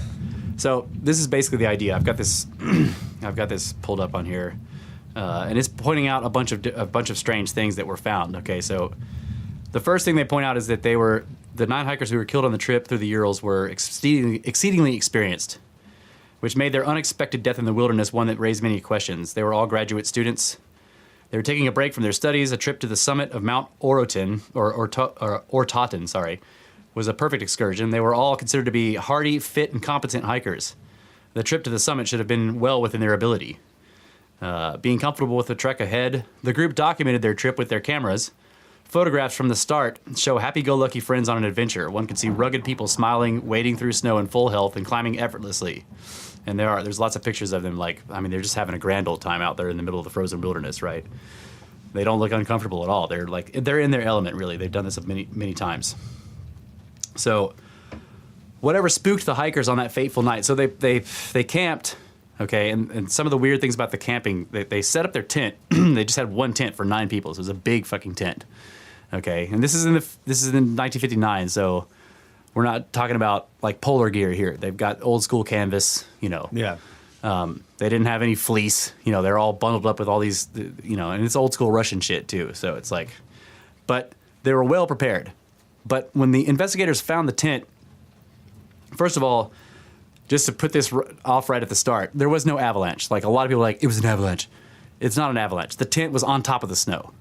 Okay. Yeah. And when you see the pictures that the investigators took, the tent material itself is collapsed flat, but the 2 tent poles are standing up straight. It's not an avalanche, right? Okay. But what was weird? What if it missed the tent? Yeah. People are like, well, the avalanche was below them. I'm like, then it wouldn't have killed them. I'm sorry. Well, the cloud would have come up. Yeah, they wouldn't have died. Okay. But this is what happened. Whatever spooked the hikers that fateful night caused them to perform many erratic actions. One of the most confusing was the cutting of their tent and the leaving of important items. The tent was cut open from the inside. Many researchers have asked the question, what could make these campers so frightened that instead of simply opening the tent, they were forced to quickly cut holes to escape?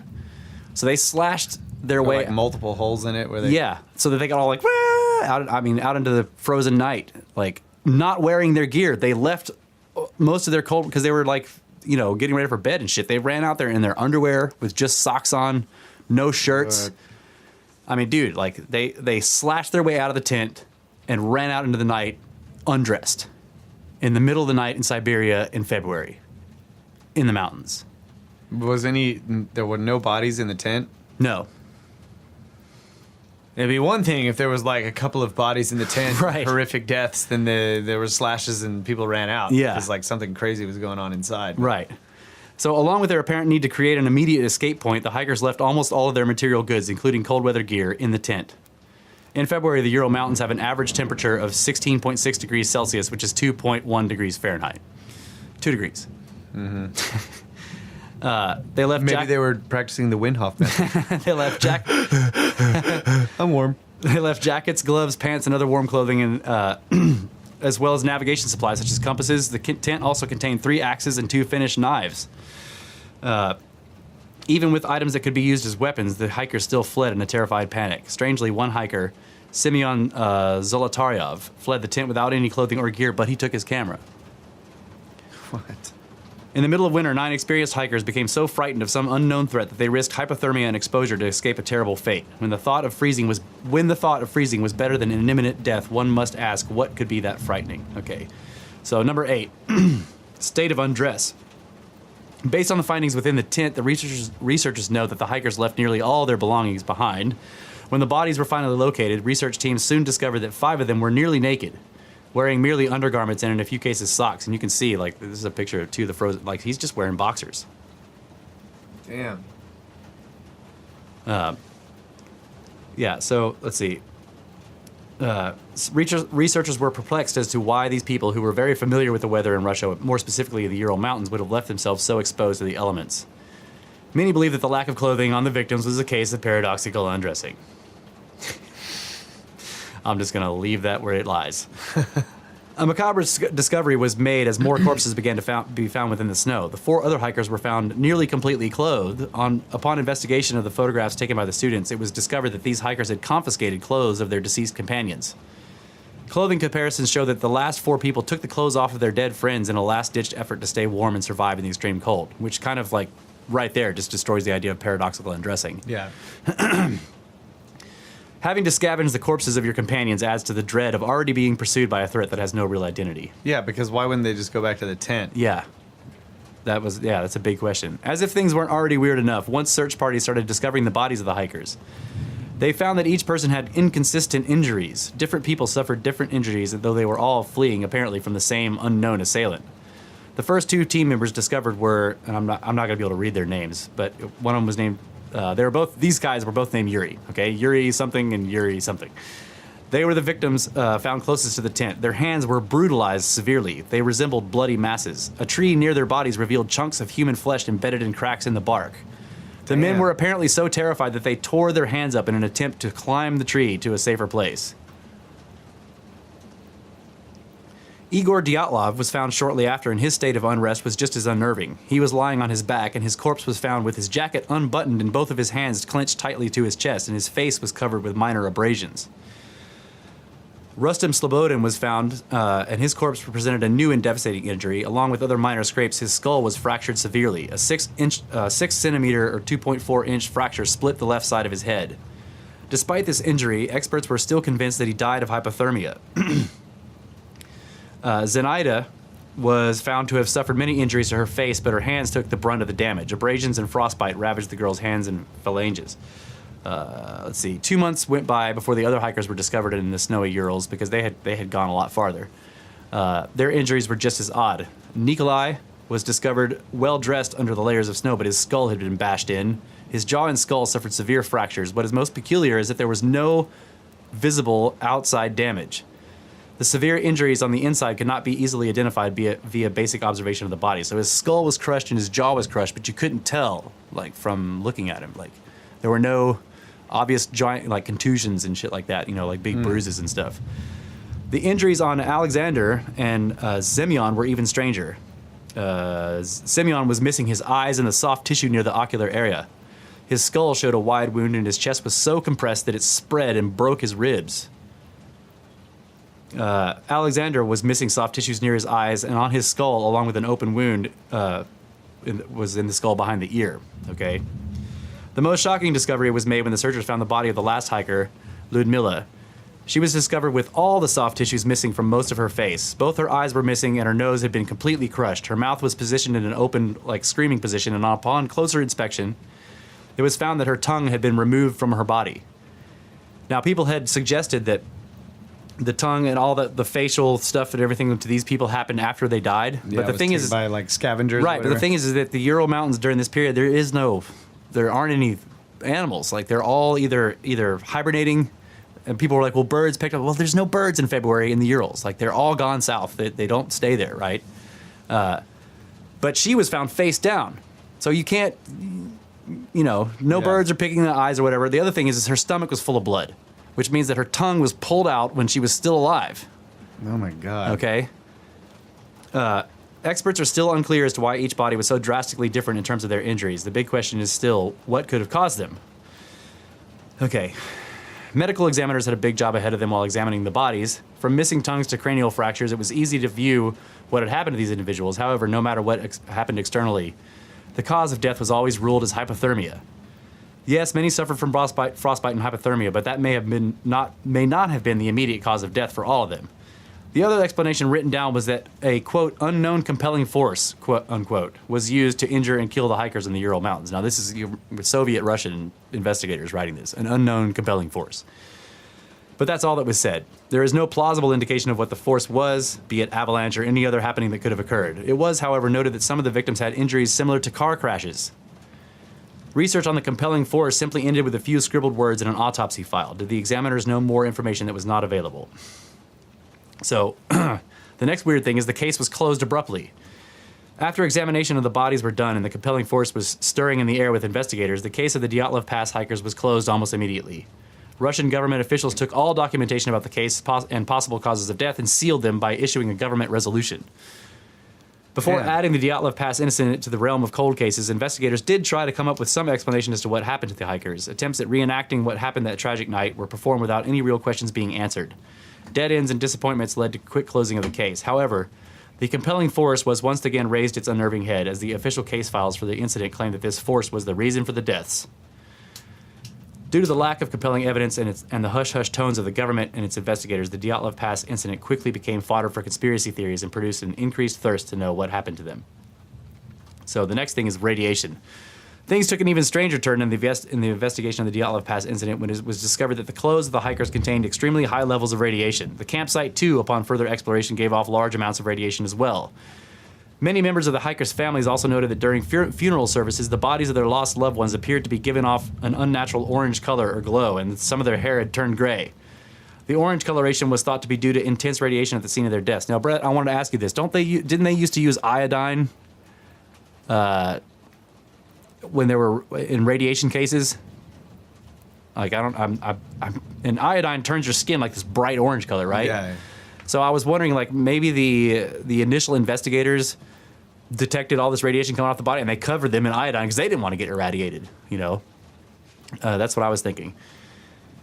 So, yeah, it's an orangish brown. Yeah. So, being that this was time for new voyages into the realm of nuclear weapons, it was thought that perhaps the hikers had come across some Russian testing zone leading to their deaths.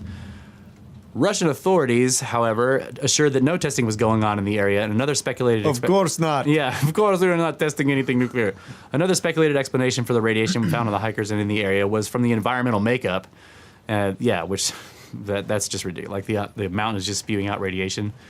Did the hikers come upon some unknown military site only to become unexpected victims of nuclear testing? If no testing was occurring, how did these hikers become so irradiated that it essentially changed the chemical makeup of their skin and hair? Though a military explanation may seem almost likely, the hikers were found without external damage, which would account for a radiation blast. The radiation, like so many other aspects of the incident, is still a mystery. Okay, so this is one of the last things. Lights in the sky. During the night of the tragedy, there was even more weirdness happening in the skies above the students. Another set of hikers, who were some distance away from the Dyatlov Pass group, claimed to have seen multiple strange orange spheres hovering in the northern sky. During the 6 weeks, these spheres were a common occurrence in the surrounding areas. In addition, Lev Ivanov, who was in charge of the investigation at Dyatlov Pass, noted in his report at the time that the tops of the trees around the hikers and their campsite was charred and burned. Holy shit. During this era, the thought of UFOs causing this sort of damage was unheard of and highly unbelievable, but Ivanov put these strange occurrences into his records. He kept up his research into the possible relationship between the UFOs and the Dyatlov Pass incident and met struggles the entire way. He was prevented from looking at any KGB documents about the investigation. In an interview he gave during the 1990s, Ivanov claimed he was pressured by many Russian officials to doctor and repeal from his records any information about UFOs in relation to this case. Okay, let's see. And then they make a connection here between cattle mutilations and the types of injuries seen on the faces with the soft tissues removed and the tongue. The Dyatlov Pass hikers took many cameras with them on their adventure, and most of the photos were completely normal pictures of the group, of nature and the campsite and of various other images. However, one photograph has proven to be of great intrigue to investigators. The last image on one of the cameras shows a bright object moving against a dark background. This image has notoriously been called the 33rd frame. What makes the taking of this photograph even more interesting is its discovery after the death of the hikers. Upon examination of the tent, okay, so this is the tent again, researchers found that the camera was on an improvised tripod. The lens cap was open and the camera was ready to shoot. The hikers had sat for a time and premeditated the setting up of this tripod and camera before they made their infamous and terrified escape from the tent. Was the tripod inside the tent, or? Yeah. So some people have speculated, because some of the slashes in the tent were horizontal. So some people think that they were cutting little slits to look out at something outside, and then they had set up a tripod to try to get a picture of it, and then something terrified them, and they just fucking tore out of the tent. Weird. Yeah, Weird. and this is the photo, the last one. Shit. What is that line in there? I don't know. Dude, that's weird, man. That's freaky. Yeah, so that's the Dyatlov Pass story. So he's saying, Brett's saying what is this? Potassium iodine is a stable non-radioactive salt. Its presence blocks radioactive iodine.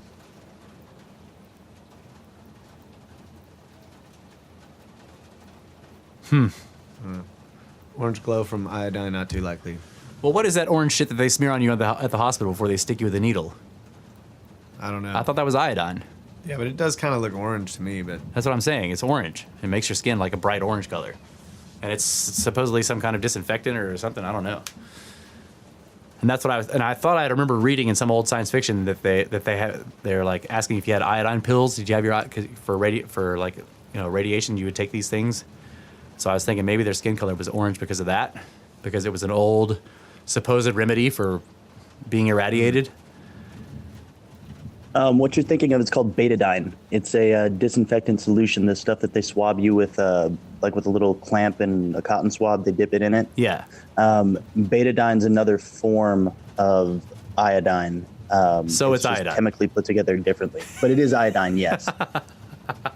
And it turned you orange. That's all I'm saying. Yeah, all right. Fair enough. It's not the one they use for the radiation therapy, but yeah. So the radiation therapy stuff was like, was something it had different colors. Is that what you're saying? Well, it's actually a salt, potassium iodide. So like whenever you see like Morton's salt and it'll say on the side of it like iodized salt. Yeah. It's because it's had iodine added. It blocks radioactive iodine from getting to the thyroid. That's your gland that is most sensitive to radioactive iodine in the blood. They were Russians. They were probably using the wrong stuff. That's what I'm saying. Yeah, chances are. Yeah, well, it was just an idea, so... Yeah, I put the two. I knew one was iodine, and then I remembered somebody saying something about iodine pills with radioactivity, and I was like, well, that shit turns you orange, you know. Yeah. I mean, it's as good an explanation as I'm sure anybody else has come up with. But I was originally thinking that I really had nothing, so yours was better than mine. But the hair turning gray is a common, you know, that is something that can definitely happen with being irradiated. It's just like it. Yeah, that's a definite sign of radiation sickness. Yeah. Or like poisoning. And that will happen like posthumously? Yeah, because That will happen posthumously. Yeah, because your hair and your hair and your nails continue to kind of grow for a couple of weeks after you died, so the hair can definitely turn gray. And I mean, like, it doesn't start turning gray from the roots. It will turn all gray all at once. So That's crazy. yeah, So yeah, I'm wondering, like, there weren't any burns on their bodies at all. no, and they Because I was wondering if the wounds were like self-inflicted because something was happening where they were like that's a like good, that's interesting. freaking out because they were feeling some crazy shit. Like, so if they're in the tent and it starts getting hot, Yeah. and they're like, "What's going on?" And Like it's burning them or whatever, and they're like, yeah, at first they're like stripping off more of their clothing because, like, dude, when you're camping out in 0-degree temperature, like, you don't get down to your underwear really, Yeah. because the tent's fucking cold as shit. Yeah. Right. So, I'm just imagining, like, being in that situation. Anytime I've been camping in extreme cold, like, you put all your clothes on and then you get in the sleeping bag. yeah, you can get in the sleeping bag. Like, sometimes, yeah, I'd get in the sleeping bag, but then if I took clothes off, it would be inside the sleeping bag. yeah. But in 1 degree weather, Yeah. I don't think I'd be taking off my clothes. But The other thing that they didn't mention in this that I was reading is how far from the tent that they went. yeah, that's what I was gonna. They ran almost a mile, like, through this deep ass fucking snow down the mountain. And then the other thing is that I didn't mention is where they put the tent. Like, they're all experienced hikers, right? They're on this mountainside in the Urals. By the way, the name of the mountain in the native tongue means mountain of death. Just gonna put that out great. there. Yeah, Yeah. awesome. So there was a deep forest nearby with enormous trees. Okay, and it was like, it's the kind of forest where, like, you go in there and the wind stops, and because it's so thick, the trees are huge, and the snow drifts are less, right? And they camped out in the open on this, like, enormous sort of slightly tilted flat plain where the wind must have been just like why did they do that? Like, this doesn't make any sense for experienced hikers. They should have. Why didn't they go up into the forest? Well, I don't know. Sometimes if the wind's blowing real bad, you don't want to camp underneath trees because they fall. Well, yeah, I mean, like, I don't think it was that bad.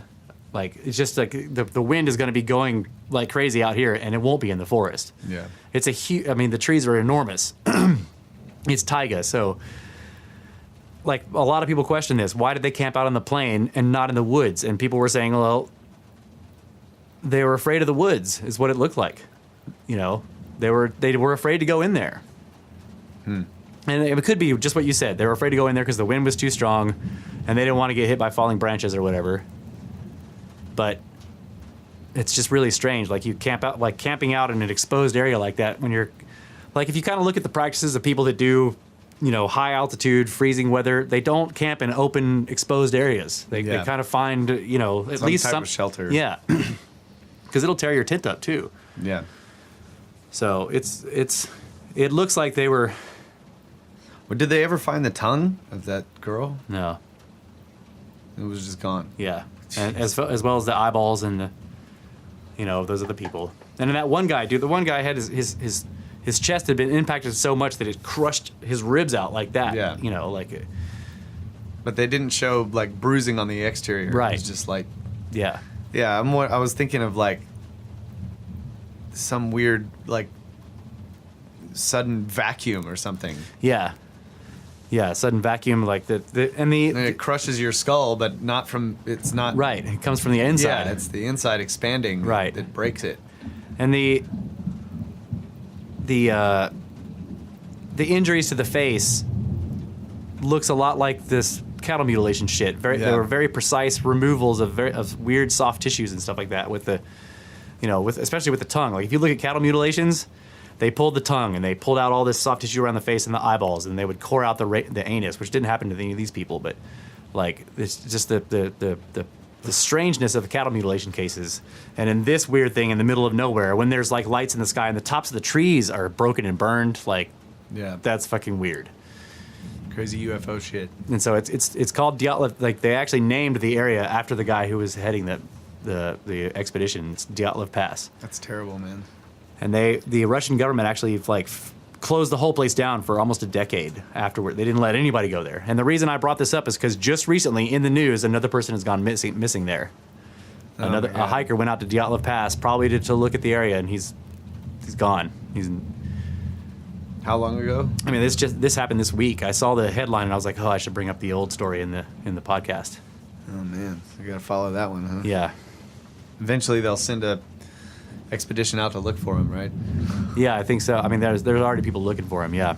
And I'm not sure if he was alone or not, but yeah, I saw a missing hiker in Dyatlov Pass. So. Mountain of Death. Yeah. Stay off the Mountain of Death, guys. They're named that for a reason. Did we ever do that story about the what is it? Something Project Pat, where the guy like goes into the cave in the mountains. Oh, the Tatra Project. Tatra Project. Yeah. No, we haven't. We need to do that one too. That one's like, in Romania. It's a yeah, crazy there's story. like some crazy ancient freaking thing inside that mountain. Yeah. Some ancient. It's World War II, and he's got the injured guy, and Well, I was just thinking like that story, like compared to this one. I Like, there's see. some crazy ancient machine in there that just does Yeah. weird shit from time to time. It's still Yeah. running. right, like the cauldrons. Yeah. Yeah, the old reindeer herders would said that they were houses and you could stay in them overnight and they were nice and warm. Yeah. And it was free radiation because they would always get sick and die afterwards. It was nice and warm in there. God, it's terrible. Yeah.